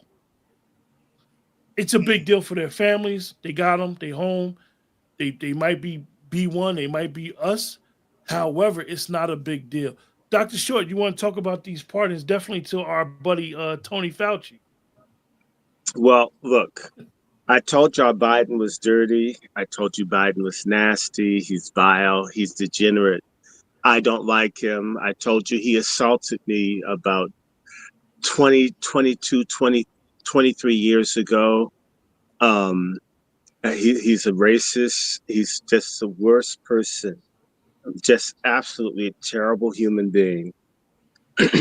That's what I told you about Biden. I believe Biden had his first wife killed and the daughter who probably said, "Daddy touched me," and the wife was upset that he sacrificed those two to cover up for the fact that he's a pervert, a predator, a wicked, vile man. Hell isn't hot enough to burn him as far as I'm concerned. That's just my general feeling about him. Now, in relationship to the pardons, the reason that Biden ran was he realized that he needed to stay in office to protect the criminal empire that is his family. Mm-hmm. That's what this was all about. And that's what him staying in office is for, because the crimes we know about Biden is one thing. The people that have backed Biden that are committing crimes, like the people that are poisoning the food that's making everybody sick and all this other stuff, we don't know 1% of the evil of these deep state people who've been trying to destroy Trump, what they've done. We don't have an idea. The public would be enraged. The public probably would go out and start hurting people. They would start doing some what Mangione action would be happening all over the country. People knew what these people have done to this republic that we live in. So Biden, I expected him to do this. Biden is dirty. Biden is filthy. I mean, his wife, I believe, procures children for him. I mean, no decent woman would stay with the man that was pawing other people's children. No decent woman. And no decent woman paws another woman's husband in public, especially on national television. So, she's needy. I imagine she probably has a sex instrument closet that you could walk into. I mean, especially with Joe falling asleep all the time, and she's probably tired of watching Howdy Doody for him to get it up. So it's real simple, or Romper Room. He probably likes that better. The name works better. These people are evil. They've destroyed tens of millions of lives. They've defrauded the public. They've cheated. They've hurt everybody. And they have ruined the health of hundreds of millions of people. And they got paid off of it. And these people couldn't handle the scrutiny of daylight if it ever were presented. But because the political system that they had rigged and stacked allowed them to commit this genocide, fraud, and treason all at one time, Biden is like a whole bunch of folks. Feels he wants to get away with the crime. And let's just talk about this openly. Part of American exceptionalism for the elite white people is to have it both ways at one time. That you could rape and beat, enslave people and go to church and be the pastor or the deacon. and be holy and be in good standing. I could live as Satan and be a saint at the same time.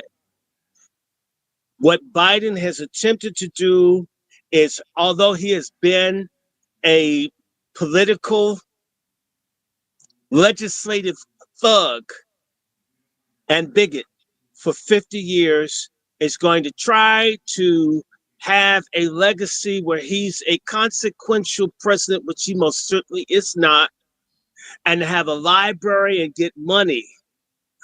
You see, if he lets people get screwed, his library won't get built like Obama's library. Ofaga's library hasn't been completed. I hope it never gets done. And, you know, if I were a more indecent person and I went to Chicago, I may want to take a dump on the construction grounds. However, I won't do that. I was brought up better. This man is trying to make certain that his legacy for all the papers that are in his garage in Delaware and everywhere else, that they can get the money. And so he wants to look clean. This record, see, a lot of people don't care one way or the other about politics, but they may give. But if you have this shitty, dirty, nasty, creepy legacy, people will not give money to your library. So it stands. I mean, let's think about it. The presidential library is basically the white man's version of a pyramid. And he's trying to get his pyramid together. I hope it fails. Hey, Dr. Short, do you think a lot of us understand the impact of the havoc that this man has done as a lawmaker for 40 years? Prior to his presidency, do you think a lot of us really truly understand that he has been behind every crime bill for the last 40 years? I believe that the truth will start to come out tomorrow. We only have a few more hours of today. It's 9:20 here. Tomorrow, I believe that there's going to be new news, different kinds of news. I believe that the Smith-Mundt Act, where Obama allowed the CIA and others to lie to the American public, that act will be struck down. I believe that Trump, who's been a victim of this, and perhaps this is the benefit of him being pilloried, sort of like a political Jesus on the cross of the damn deep state, that Trump may take a personal interest in the reportage of news to the American public like no other president in our history. And I think if you start telling the public what it is, when he says he's going to let people know who killed Martin Luther King and the Kennedys, he's opening up the gates of hell on the Bushes who were involved. He's exposing all of his enemies without having to do it that way, because they've got, if they're dead, they have living family members who are part of the deep state, who are part of those assassinations and the attempted assassinations on himself. Trust me, the conspiracy people hounds are going crazy. And if anything, maybe there's a weather machine to make the weather so cold and everything, so things are miserable. But eventually, it's going to have to warm up. By the time it gets warm outside and people can go out and go to a library and do this or that, things are going to be popping about truth in America. Dope being dumped in our neighborhoods. Feminism being a CIA conspiracy against the family. All this stuff about abortion and drugs, it's coming. And nobody's saying the name, but Robert Kennedy Jr., if they don't kill his ass, he's got a whole lot of axes to grind. The nephew dead, his father dead, his uncle dead.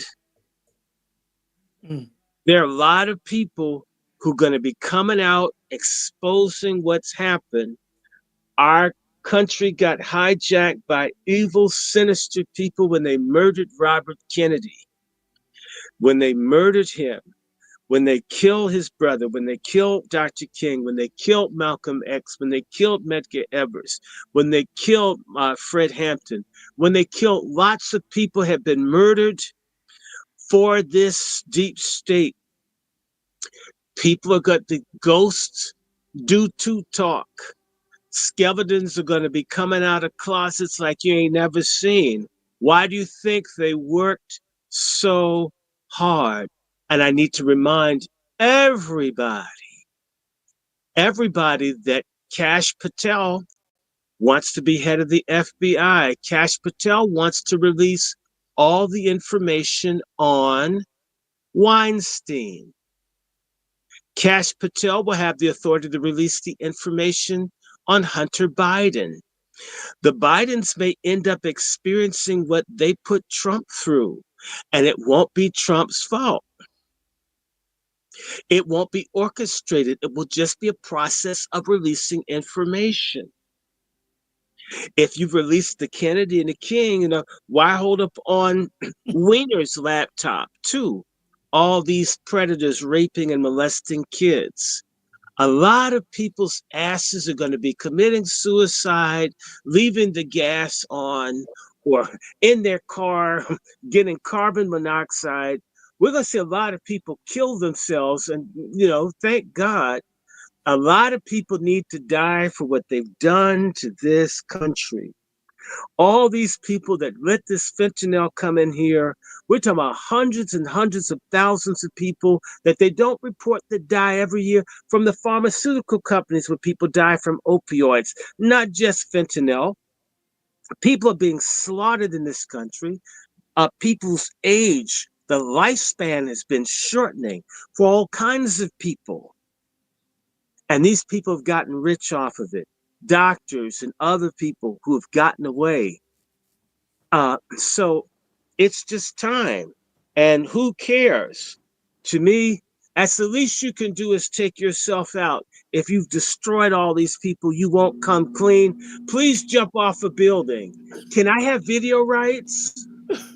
Hey, Brother Coke Sharpton, do you have any thoughts on the pardons and the declassification of all these files? If you're there. I would say that for the declassifications and pardons, that it's par for the course. I'd actually like to yield my time to ask the panel a question because, to be clear, I don't give a shit about any of these bastards at all. But I'm not naive enough to know that these actions don't affect me to put me on a perpetual hamster wheel of fuckery when it comes to political leaders, for lack of a better term. I'm using air quotes when it comes to that. What I need to know from the panel is, how do I deal with your left-leaning shills, the ones that haven't got the memo that the Democratic Party is down bad, if not done, for at least a decade or two. And my example of why they're done, the Democratic Party is in the same situation it was after Robert Kennedy Sr. got murdered by Sirhan Sirhan. And then they had to do that quick kangaroo Democratic convention and nominating a new person when Lyndon Baines Johnson stepped down. The Democratic Party was down bad so much that went all the way through the Reagan administration. But it probably took Reagan for them to realize that they had been down since LBJ. So my question to y'all is, how do I deal with these left-leaning shills who haven't got the memo that you're done? Because what they're going to say, and I know it, well, Donald Trump got pardoned It's only right. I don't care. I think it's fine because I started getting that information when who was it? When Hunter Biden got off or something like that. About a couple of months ago, folk were saying, "Well, if Donald Trump could get off, I like this because this is a lawless country now. We voted a lawless man into office, so there's no laws. I got family members that's talking like that. There's no laws, so the Democrats can do whatever they want to." And I'm like, see, this is how we get on this goofy ass merry-go-round. This is how we get on the goofy hamster wheel. So my question to y'all is, because I know it's going to be coming, how do I deal with these left-leaning folk that say it's okay that Biden did this? I mean, look at what Trump did. That's the hamster wheel. I can't take that. I'm off the hamster wheel. I want to blow the hamster wheel up. I want to put an M80 under that bitch and blow the seesaw to smithereens. I'm tired of the mess. But I know I'm gonna have people that say, well, Trump did it, so we can do it. This is that hamster wheel. I need to get off it, y'all, and I need to get people around me off it. Y'all, folk can stay on the hamster wheel. I just need myself and people around me to get the hell off this damn thing. So what do I say to these folk that say it's okay? I mean, Trump pardoned Steve Bannon. Why can't Biden pardon the whole world? Vaughn J. Johnson, answer this question. SYSB. Save yourself, black man. Save yourself. Let me tell you something. I was done, and I continue to be done with our people since the pandemic. I ain't forgot. These same ones who was shutting us down during the pandemic, calling me a killer, hater, you're destroying families by not taking the shot, are the same ones that still voted 80 to 90% against their own interests. Man, save yourself from this backwards generation. I'm not fussing with these folks because I know I'm talking to some crazy folks. They're crazy. They're out of order. You know, so no, I won't engage them because I already know they're crazy. You know, like I said, 80% of them today didn't even watch the inaugural service today. In protest. Man, look. Chef C. Chef C, do you got something to add to that? How we gonna deal with these caucuses? This is a sick Negro. Listen. Okay. I gotta listen. There are we got Wolf on a job, okay? And there's a lot of carcasses, overdue carcasses, that require stepping over and maybe on as we continue to move forward. But I will tell you this: there's going to always be people that you are not supposed to slow the train down for because they refuse to leave the plantation. Okay? Don't slow the train down. Harriet Tubman been telling everybody what she was supposed to do. A lot of folks been saying this, and ultimately, you know, we are seeing more of the same, and we're seeing LBJ's curse having an everlasting effect, an impact on a population of folks. So, again, like I said earlier today, I didn't want to say it, but listen, Black girl magic per se, Black girl tragic. right? And her zaddy, the good old zaddy that she continues to love and worship, they are one and the same. That listen, everybody didn't get graped. Let me say this: everybody did not get graped. They was giving it up. They wanted to feel that thing. Okay? And it was planting seeds, and a lot of the folks that you're dealing with now, they are the bastard children and spawn of those jigaboos and winches who busted open for a little bit of Zaddy's juice at the big house. They wanted to get sprayed on. So again, we're looking at a situation where, listen, all your relatives didn't get snatched up. Grandma saw Zaddy and said, "Hey, come and get it, big fella. I'm a land." Brother Negro, are you still there? Yeah, I'm right here. One of my takes is that people were laughing at me on social media when I told them we need to be starting to build our own government. People talk about Dr. Nelly Fuller, right? One of the things he talks about is replacing the system of injustice with a system of justice, right? That's for us to do, honestly. And I really have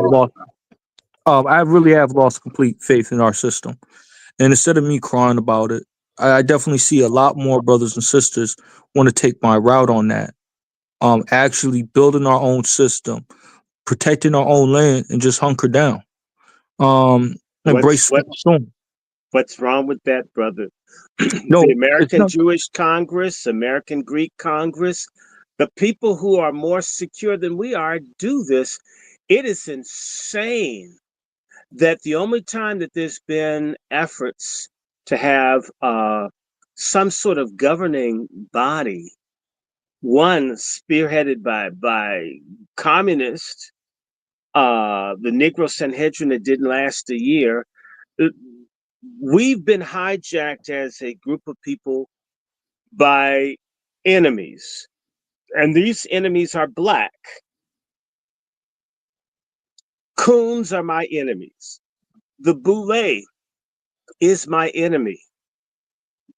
Another group of people, another ethnic group of people, they're not supposed to be my friends, although I may have individual friends that may be Ukrainian or Belarusian, but this idea, and this is what and the people who give these universal ideas on friendship, these people are Masonic, globalists, the Divine Nine, all these people push this universal brotherhood, who don't even practice it within our own ethnic group as a means to excuse themselves not to create something exclusively for us because they don't want to do anything for us.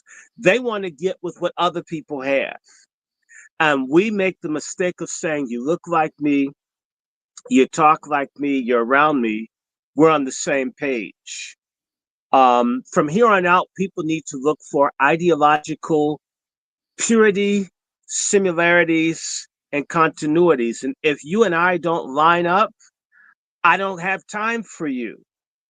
I had a guy I was willing to help, and this guy lied on me that I demanded tens of thousands of dollars to help them. Can you believe that, Chef C? Can you believe that, Brother Juan?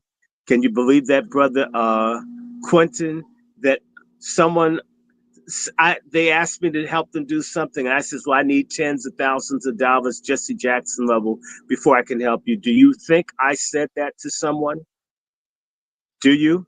Does it sound like anything you've ever heard me say, any of you, if you called and asked me for something?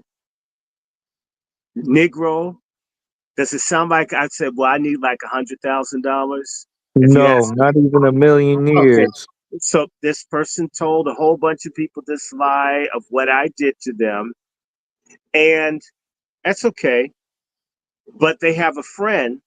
And the real thing, let's just get to it. The niggas are more in that stupid stuff where you wear the circus monkey shit.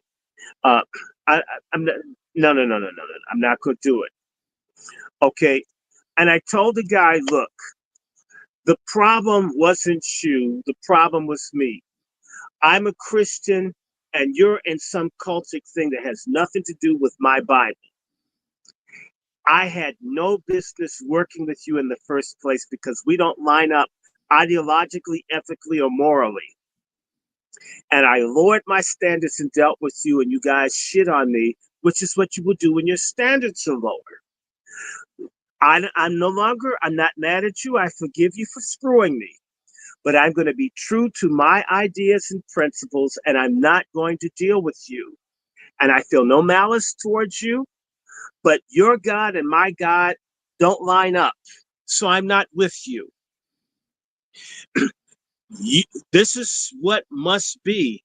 The reason that people could make progress in our race prior to the 1980s is there used to be some sense of absolute right and wrong, God, principle, commandments, covenant. It wasn't sufficient, but there was some. Now we have none of it. And these people will tell you melanin makes you holy. Oh, well, you're white people don't have melanin. White people are completely immoral. Well, what about the black person that's raping babies? And they'll say, well, they got that. That's contaminated. Bullshit. There's got to be a concept of righteousness, God, holiness that you live by that we can coalesce around. And no ideology, no Marx, no Lenin, all those people, because those are religions too. Find a religion that has worked. Find a belief system that had evidence of having worked. We have evidence. We don't like it because we're very stupid and disposable. We throw away jazz and blues. We throw away everything that we make. And then when someone else picks it up, we curse them for taking out the trash what we threw away.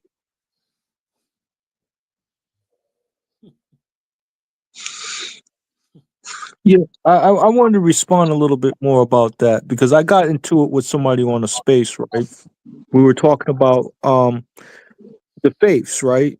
And I do agree with you. I noticed that Negro people who believe in Christianity, we're the only one that don't have a nation of our own. You could point to the Muslim faith, they have an NOI nation. You point to the Moorish temple, they got their own nation. Point to the Hebrew Israelites, they got their own nation. I could run through the list of all these religious sets, ideologies, and etc. Right? They have their own nation. They have almost their own government outside the United States government. Hell, they even got international pull. This is why I get so upset with some of the people in our community. Negro Christian people who believe in Christian, that are Black American and what, they have never came together to build a nation amongst themselves. And they are allowed outside people to interfere with the development of our people. So we could be a self-governing and an autonomy type of people. Because we haven't really practiced Christianity. We've been practicing slave Christianity via culture.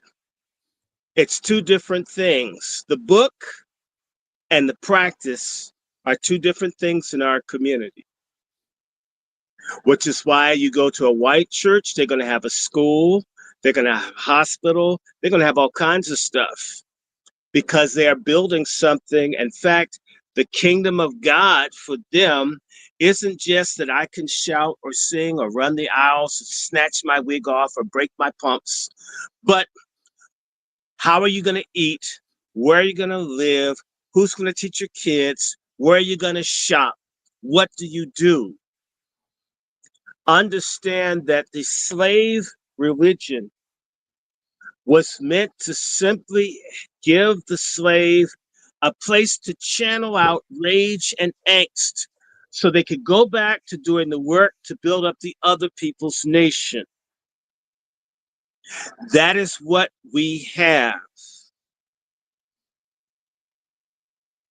And this is why so many other people who come up as Christian that think about community and collective go to the cults because the cults are acting like a collective community. And the church thing is basically just teaching you how to give your spare time and money to some grifter, predator nigger, right? Who wants to eat all your food, screw your wife, your kids, and probably screw you too, and wants you to have your ass registered on the pew every time he opens his church doors. And the best thing is well, if you're lucky, if you die, they'll funeralize you there. It is a dead end instead of a point of departure or a point of advance. And so, and part of this is, sir, other people, and I'm not talking about cult groups, when they reach this point of desperation as a people, they have reform and revival movements. You had an Islamic revival movement that brought the Shah's ass down in Iran. You have movements amongst people, or ethnic revival movement among these Indians doing this Standing Rock shit.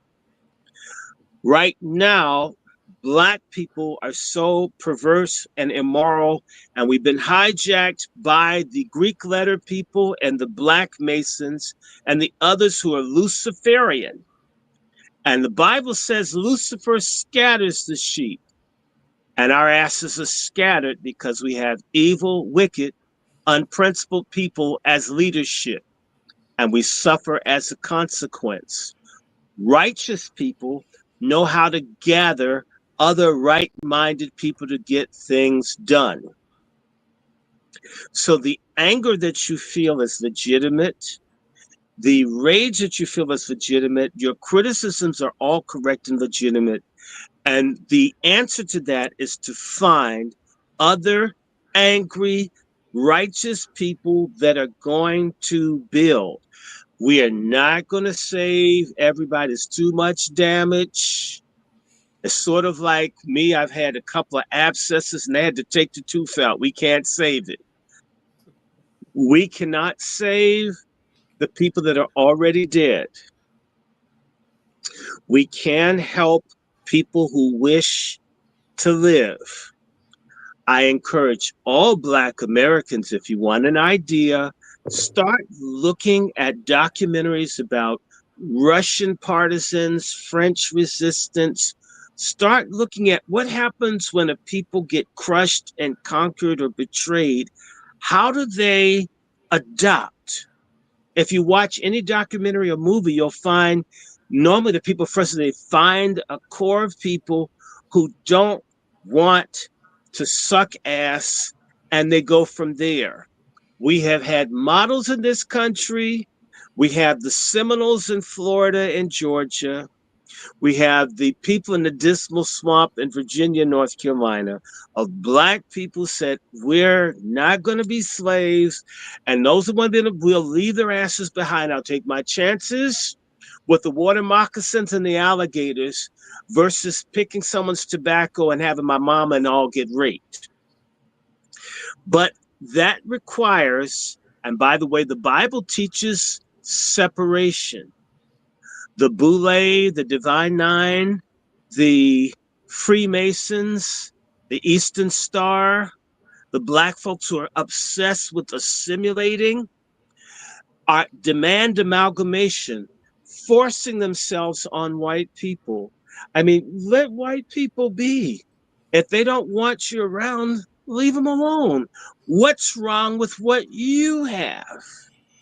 Where is Niggertown? And if there is a nigger town, why is it bombed out? Why are you spending your money in Chinatown and not investing in nigger town where you are? And that's your fault, not the people in Chinatown. But this comes back to the heart and soul. It never leaves that. And as Jesus said, it is not what a man consumes. It's not what's outside or against us that contaminates us. It is what's within us. And we need to be separated from contaminated people, because being amongst contaminated people not only makes you sick, but it estranges you from God. I am healthy, healthier than a bunch of people I'm related to, because it separates myself from certain sorts of bullshit. I don't want to smoke phencyclidine or angel dust or love boat as we. I don't want to do that. I don't want to go to the basement and turn the lights out and find out who done it when the lights come on. I'm not interested. I like names that I can pronounce and write that are memorable for children. These people who think like we do must work together. We don't want everybody. I need to remind you that there used to be all black towns and they still exist. And in those all black towns out west, nobody talks about it.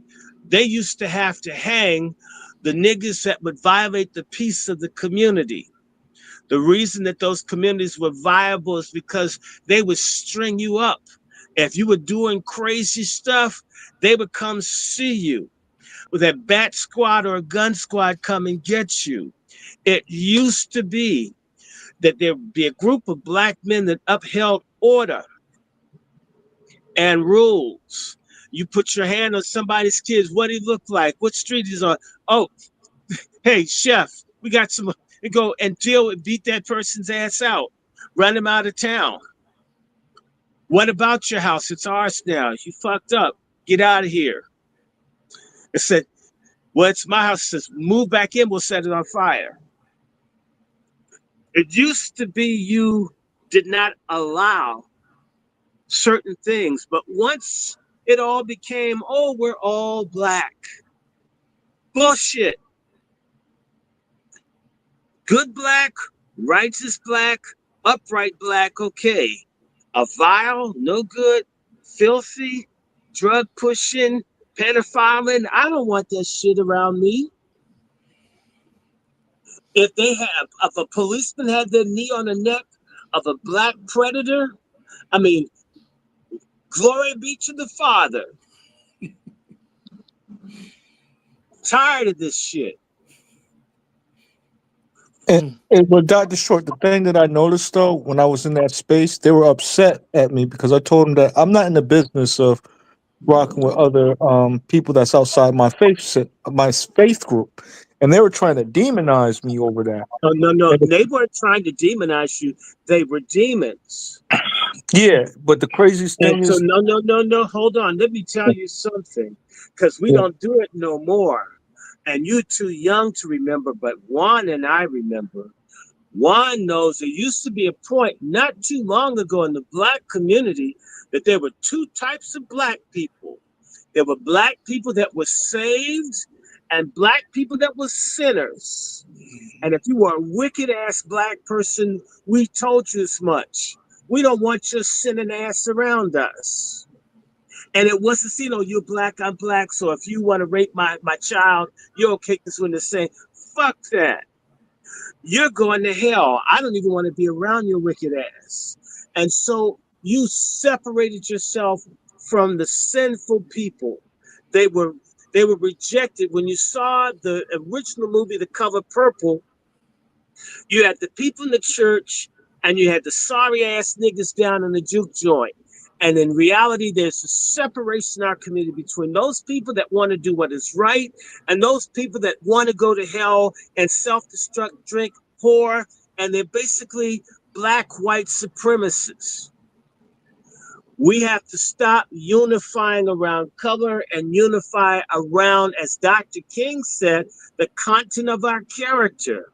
The people with the godly character, righteous continent, that's who I want to be around. I don't want to be around sorry ass people. I'm sorry. And I don't hate my fucked up family members. I'm not mad at them, but I can't be with you. I have people come to your house with drugs and shit. The police, they'll come and put us in jail, take our house because you sell dope. Never use dope never want to. Why do I have to go to jail for your ass? Hey, man, you want to ride and had a stolen car and get your ass put in jail the rest of your life? You have to separate from them, and you need to tell people, if you're a Christian, you're a sinner. You guys are wicked. It's time for people to start telling people you dirty and we're in the mud. And no, like the Bible, the song they sing, it's nobody's fault but mine. Those are songs from people as slaves. The slaves are saying it's nobody's fault but mine if I don't get right. That's a person getting whipped and exploited, still saying, I have character, I have a responsibility to either be right with God or wrong with God. It says it's nobody's fault. He didn't even say it's master's fault. It's nobody's fault but mine. If I should die tonight, my soul be lost. It's nobody's fault but mine.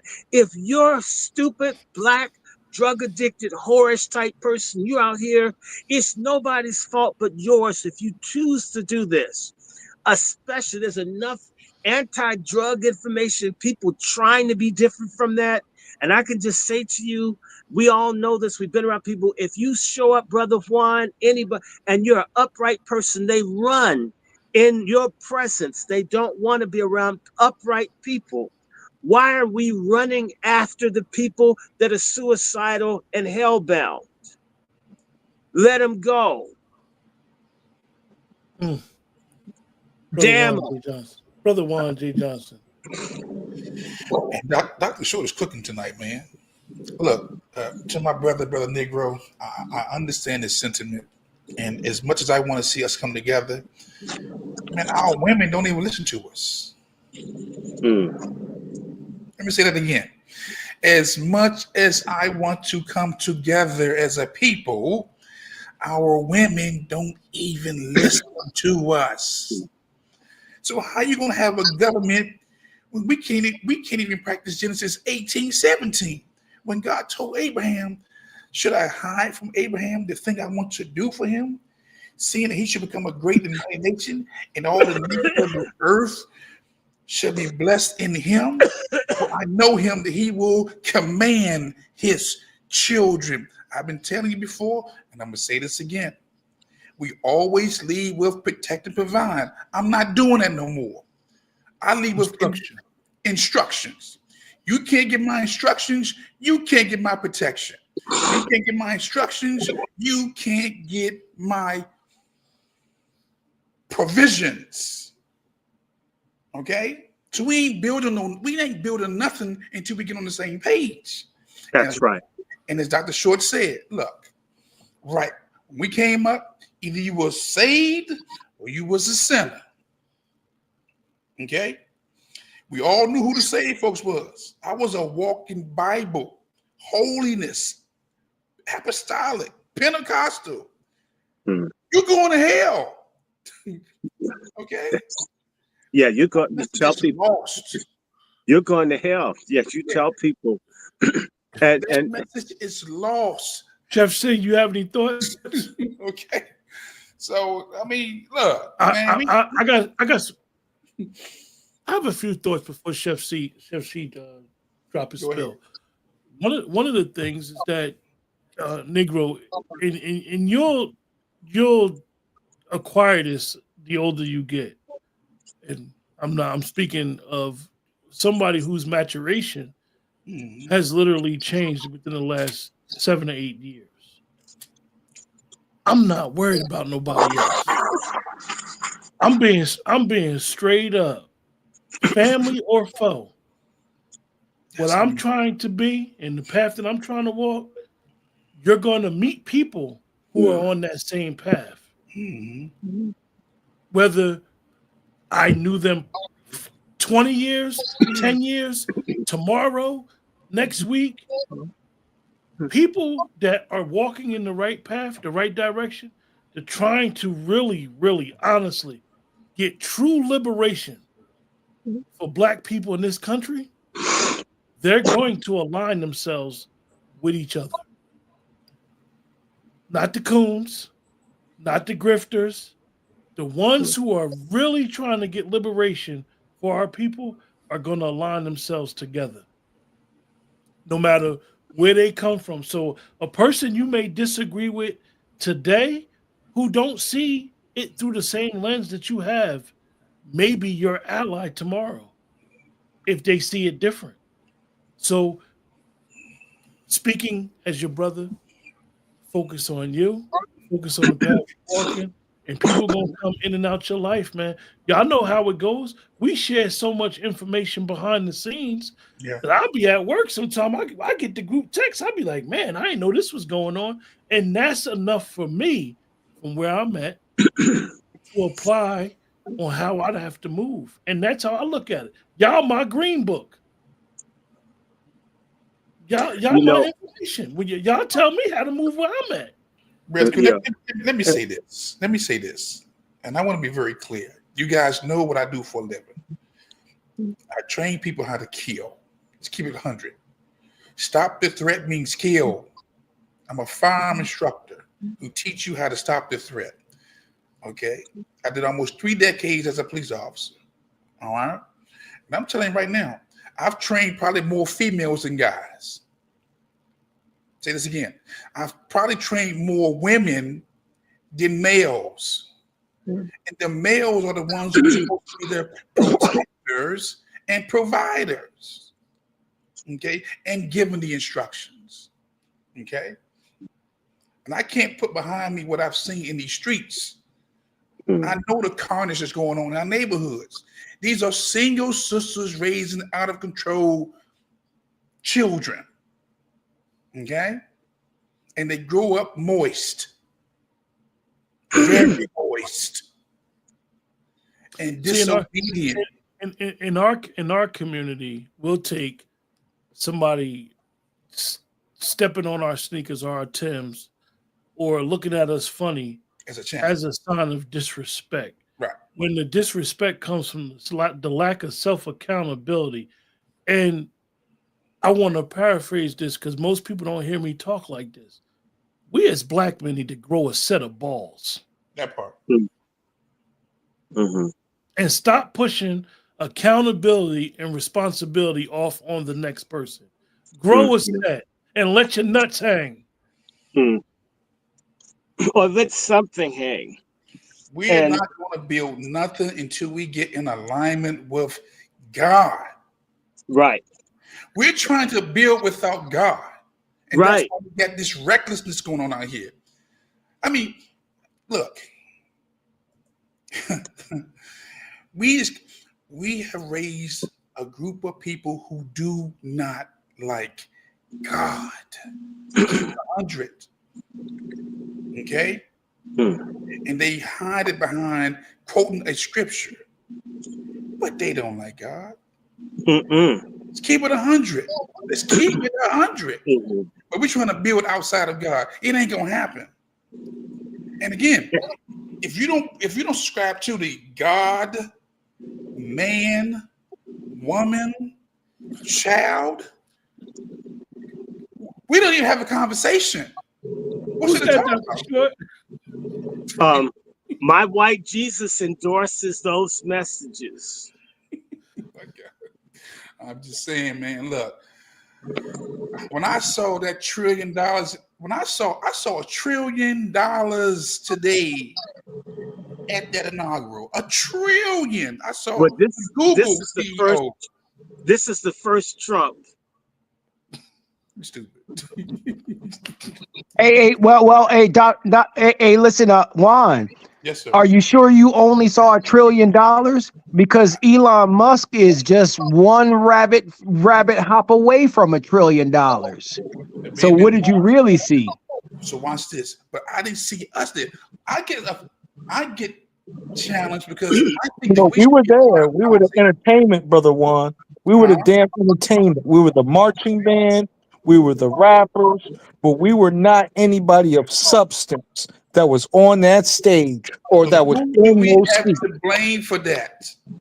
Who takes the L for that? Hey, Brother Juan, I'm gonna second that because I can honestly say that the 6 brothers on this panel, if you put one of them, you, Chef C, Dr. Short, Coke Sharpton, Brother Roland, Nico, if you put y'all in the room, y'all gonna know how to work that room. You're damn right.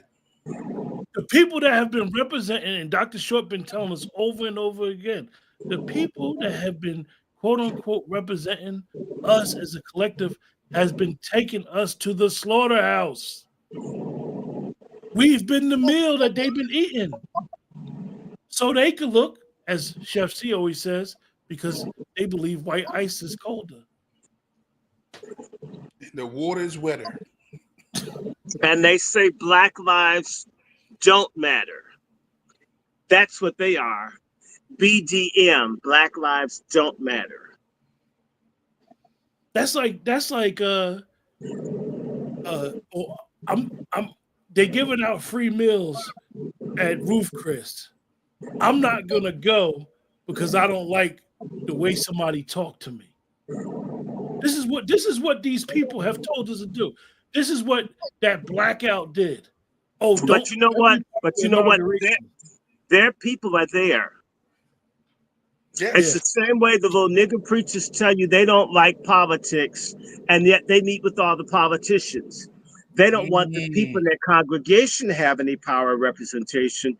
They want to have those relationships for themselves. We have friends,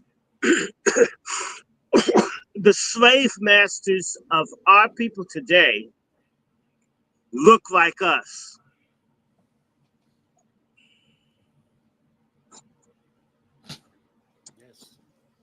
And this is something that blew my mind when I began to realize it. Once slavery ended, the pastors became the masters with the big house.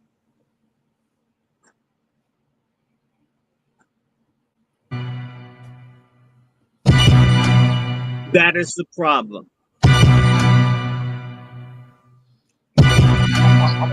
I think that, look, when we change our mind, we change our direction. We change our mind, we change everybody around us. We change your mind, you change your friends. We change your mind, you change your finances. And again, as Dr. Short says so eloquently, we can't save everybody. There's some folks gonna be left behind. We don't have the same values. What do we have? You know what?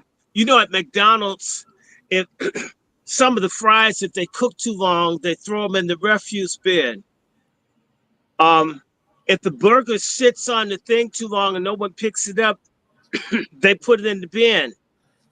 Come on, chef, you deal with food. You know how food sit on the light too long, sit on the steam thing too long. No matter how good it was when you initially put it on, you ain't gonna serve that to nobody. Or if you have food on the buffet, you throw it away because all the people breathed on it and folk could get sick eating it, even though it looks and it's edible, but someone could get sick eating it. Some stuff gets thrown out, even if it's not so bad. We need to stop trying to save what isn't so bad and truly focus in on what is good. You know, there's a psychology, and I just want you to listen, Negro brother. There's a psychology of Black inferiority that all Blacks who have an inferiority mindset have. And that inferiority mindset is that I'm not going to reach up to where you are. You're going to have to be low where I am. I learned this as a teacher. I learned this from students in Tennessee. They would deliberately not learn what I was telling them, and I'd have to repeat myself 10, 20, 30 times, but it didn't make them smarter. They were actually making me stupid like them by not moving forward. They're pulling me down instead of me being able to pull them up. The most intelligent thing is to cut the damn line. You got a fish too big or a tire or something on your line, you need to cut that shit and rebait the hook and throw something else. This idea of saving people is insane. The person that saves, or should I say the entity that saves people for me as a Christian is God, not me. I can point you, I can give you a reference, I can give you a scripture, I can give an example, I can show acts of kindness, but I can't save you. You must go to God to get that saving. And if you don't want it, you don't get it. What we've got this false idea because of past conditions of its servitude that we should do special dispensations for black folk that don't get it together. I don't buy it. Other people have been enslaved and have suffered, and they don't make all these allowances. That mindset, I mean, stop preaching to idiots. By the way, Negro, you waste mine and other people's time telling us about talking to useless people. Find one or two. To hell with the crowd. It never comes in crowds. This Chinese Communist Party started off with less than 15 people. Nothing that becomes big starts off big. Everything big starts off small. This idea of it having to be big comes from a mindset of black people that despise humble beginnings, which the Bible says do not despise the day of humble beginnings. But we do. If you only have 2 or 3 people in your fellowship, you ain't doing nothing. You need thousands. Well, these Negro preachers have these mega churches with thousands and thousands of people and don't do shit. It is not in the crowd. It is in the idea. It is in the plan. It is in the unity. It is in the execution of the plan. Okay. I turn 60 next month. It is almost fascinating to me that I'm just beginning to meet a critical mass of people at 60. I'm like, damn it. And I was trying to, brother, the Negro, I'm no different now than what I was 30, 40 years ago. Couldn't find them. It doesn't come easy. It comes hard and it comes slow. And the failure of our people is we want everything to be fast. Fast. No, it may take you 60 years, 70 years. I mean, after all, if someone's been kicking your ass for 400, if it takes you 20 years to get something done, you've made relative progress. It may take longer to establish something that is truly good. People think about James Brown. He didn't just blow up right away. He had to bust his ass for years and years and years and years and years. And he had a short window where he was really, really, really hot, say 63 or 64 to 74. He had good 10 years. And then, you know, with highs and lows, we could stretch it, but ultimately, or make it 62 to 72. You can make it 12 years, 10 years. He had a hot streak and then he didn't. But those years that he busted his ass, he built something to the point where everyone knows who he is, and he's been dead now almost 20 years. But it took him a long, long time. There are other people whose first record was a massive hit, and nobody remembers who they are. We despise long-term hard work building as a collective. We want it fast. We covet the wealth and the grandiosity of white people and despise our own place. Coveting is a sin. In fact, in order to have what white people have, you need a couple hundred years of slaves. Oh, there is a solution. Those blacks that covet what white people had then, the best they can do for slaves is to enslave us. Mm-hmm. That's the problem that we have. If you were willing to build small and expand gradually with some, you'd have something. But if you try to build it big and fast, you have to do some dirty stuff to get there. And that's what you see with crack. The big seduction with crack and stupid ass young black people was that you could have a whole lot of money and have all the cars and all these things fast. We have millions of destroyed lives because people wanted it fast. Chop wood, carry water. The act of the process. So, gentlemen, we're gonna close. We're gonna close. Yay! A very interesting broadcast, to say the least. Hopefully, ourselves and those in the chat and those who may catch it on the spin the block will get some benefit of it. And I always like to say, I'll take the method that Chef Cease always used, is allowing everybody to say what they're working on, and always try to give Brother Juan Johnson to give us that good advice looking forward. Brother Juan, you want to go first? Yeah, well, let me just drop this. I did post inside the chat that Trump did say he's going to restore back to the armed forces those who lost their jobs during the COVID. He's going to bring them back with back pay. And I think that's important because, again, a lot of us was under this threat of losing jobs, losing friends, losing families because of the whole COVID piece. So I salute him for that. Okay, I mean, a lot of good people in the armed forces lost their jobs because they didn't take the jab. So I salute for that. I'll say this. Look, we got a lot to do. This is a new day for us, man, for all of us. This is a new day. We have an opportunity to do things right, to get things right. And we need to seize that opportunity, okay? Now, I know some hurt folks out here, but don't let your hatred become hatred, you know?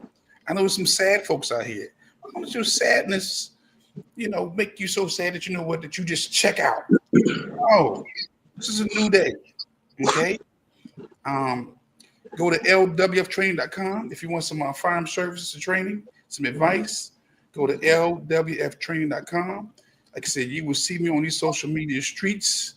I'm gonna have to give with Chef C. You just got to make the donation every month to keep the on your neck going. We got to do that, okay?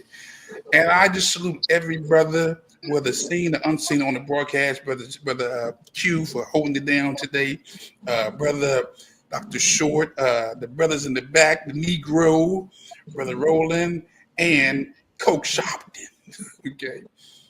I salute you guys because, again, having some good, solid brothers who are about that business is not easy to find these days. Okay, who don't have big egos? We just trying to get things done, And I shout you out. I want everybody, please, to subscribe to Let's Talk 2. Subscribe to Dr. Short's Anger Man. Just subscribe or donate to our platforms. Again, we're trying to do what we can, what we got. And again, I salute you. Thank you for tuning in. You could be somewhere else, but you're here. But as I leave this place, don't forget, I still want you to consider getting you a shotgun. I need you to consider getting you a rifle. I need you to consider getting you a revolver.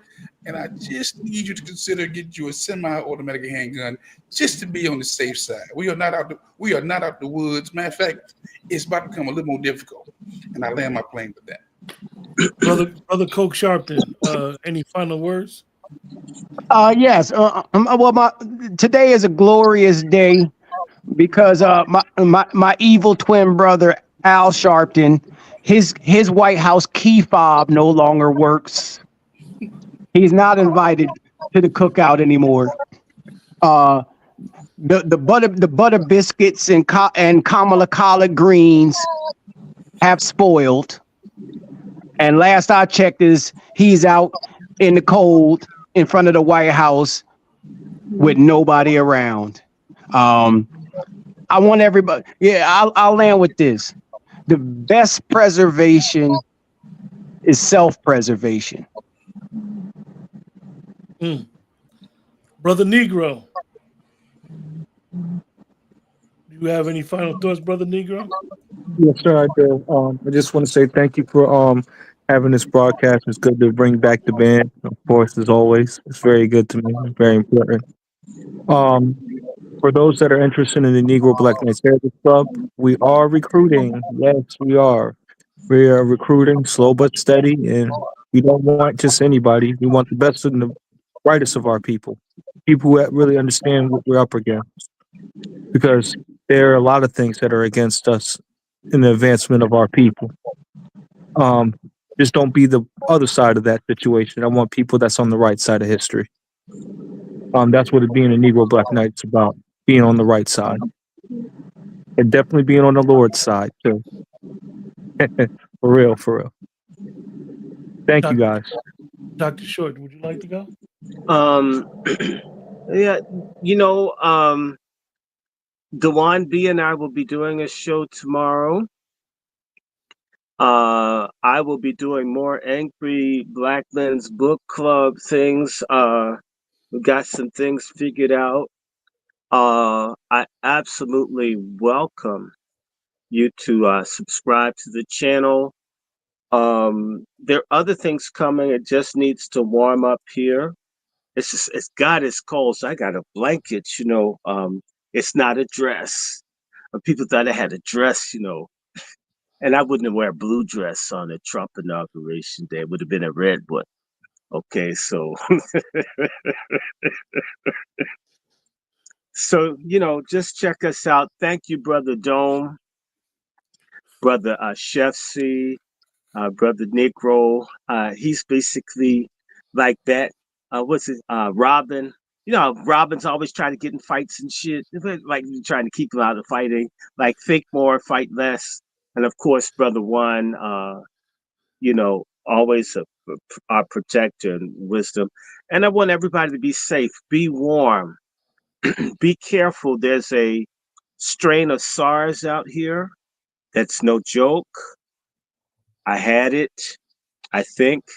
And I mean, that thing crippled. I mean, you had pain. Like I prayed for like 4 hours for the pain to go away. It did. So yeah, God does work. Prayer works. I got to put a pitch in since black folks won't obey a black Jesus, a historical black Jesus. You can pray to the white one. Our ancestors did when they didn't know any better. Y'all, since we're stuck on stupid on so many other things, you can get stuck on white Jesus. Pray, change your life, turn things around. And white Jesus did us a lot better than this atheistical shit we end up right now. So, you know, prayer works. God still saves. Jesus saves. Have a good year. We got to do something. You know, I'm having a big 60th birthday next month. That's going to be fun. But be nice to each other. Learn, read, think. And yeah, Chef C, I got to talk to you. So call me after the show and I'm out of here. Love everybody. Chef C. Peace. Listen, this was a phenomenal show. It's really good to see all the brothers back together again. To actually bring in the inauguration, I think it was phenomenal. Just a take from each of us, and some of the things we hope to see with this new administration coming in. I will say this, I want y'all to be on the lookout for everybody that's on the various platforms. I am going to be jumping off the cook up with Chef C. Okay, on their next is not going anywhere. However, I wanted to diversify the content that I put out, and I know a lot of y'all hear about me saying I'm a chef, so I like to show better than I tell folks. Okay. So you are really going to actually see a lot more of what I do in my profession, and it will actually be very beneficial for you all because you're going to be getting, live cooking demonstrations and different things that you can actually do with me from what I have in my garden to some of the purveyors and vendors that I work with. Just a whole little insight of what's going down in the culinary world with me, and I definitely look forward to showing you that side of Chef C. So with that being said, man, y'all definitely, if you haven't subscribed to our platforms, make sure you do so. Subscribe to the various platforms so you are up to speed on what we got coming out collectively and or individually, because we're always growing on our ends as well, expanding upon what we're doing. So it is best that you keep it locked for everybody. I want to send a massive salute to all of y'all, and we will catch you on the next salute. Yeah, you guys, to close out the broadcast. Um, One of the things with being able to run a channel is it takes a lot of sacrifice. Sometimes the sacrifice is not just physical sacrifice. Sometimes the sacrifice is financial, and it's hard. So you'll see and hear brothers that say donate to their channel, and the reason why they donate to the channel is because the donating to their channel would allow them to be more accessible to all of us, to understand that these streaming services cost money. Uh, Being able to share more time with the family costs us money. So this is why we asked to donate, and it's a lot of projects that really cannot get off the ground without donations from the people. So we don't want to just be those people who come here and just we got something to spill and let's just vent. No, we want to move forward. We want to move. This is why our feet are facing forward, so you can move forward. Um, I appreciate the brothers on the broadcast. I appreciate Chef C asking me to be the head chef tonight. One of the things that we need to look forward to is being able to, like I said, look forward, be forward thinking, not look backwards. One of the great things I will say, whether you believe in the Democratic Party, Republican Party, my personal belief with this inauguration is I know I'm going to be personally left alone for the next 4 years. That's the one thing that I get out of this. I am personally going my rights are not going to be infringed upon. I don't like censorship. I hate censorship. I don't think nobody should be censored, whether I agree with them or not. So with that, like Chef C, the brother said, subscribe to brothers' channels. It's going to be a lot of content coming out. We all do stuff individually, and then we meet up collectively at the back of the barn, and we just chop it up and we eat, we cook, and we enjoy our meals. And we don't need to be out here, out here playing. Uh, Chef C, one of the things that I want to say about him and what he does as a chef is, and I could tie it to Robert F. Kennedy. Learning how to cook will make you eat better and be healthy. And it's a shame that if you looked at the last 20, 25 years in our country, our eating habits and what has happened and why we're faced with chronic illnesses, we need to really get a hold of it. We need to take control, be accountable for our bad and reckless decisions. Oh, can I do a song before we go? Go ahead, Dr. Short. More than yes. This is a gospel song. This is to celebrate Trump winning. And it goes like this. Put the wig on. Huh? Put the wig on, Ronald. Oh no, I don't want to put the wig on. Hey, can we sing along too? Is it going to be an echo? Okay. Well, the song is it goes like this. You can't hurry life. No. You just have to wait. You have to trust Trump gives time.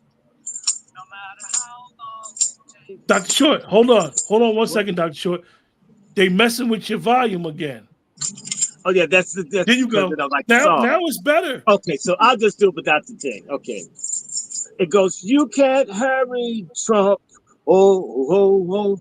You just got to wait. You gotta trust ice and give it time, y'all. No matter how long it takes. Amen. Amen. It's a job you can't hurry. They'll get the scum out. Don't worry. Trump may not come when you want him, but he's right on time. He's right on time. You can't hurry, Trump. Oh, oh, no. You just gotta wait. You gotta trust him and give him time, child. No matter how long it takes. Well, you know, I swear can't be hurried. They'll be there. Don't you worry. I said ice may not come when you want it, but it's right on time. Get the bastards out of here. This is our country, right? I'm Donald Trump, and I approve this message. Knights, squires, prepare for battle.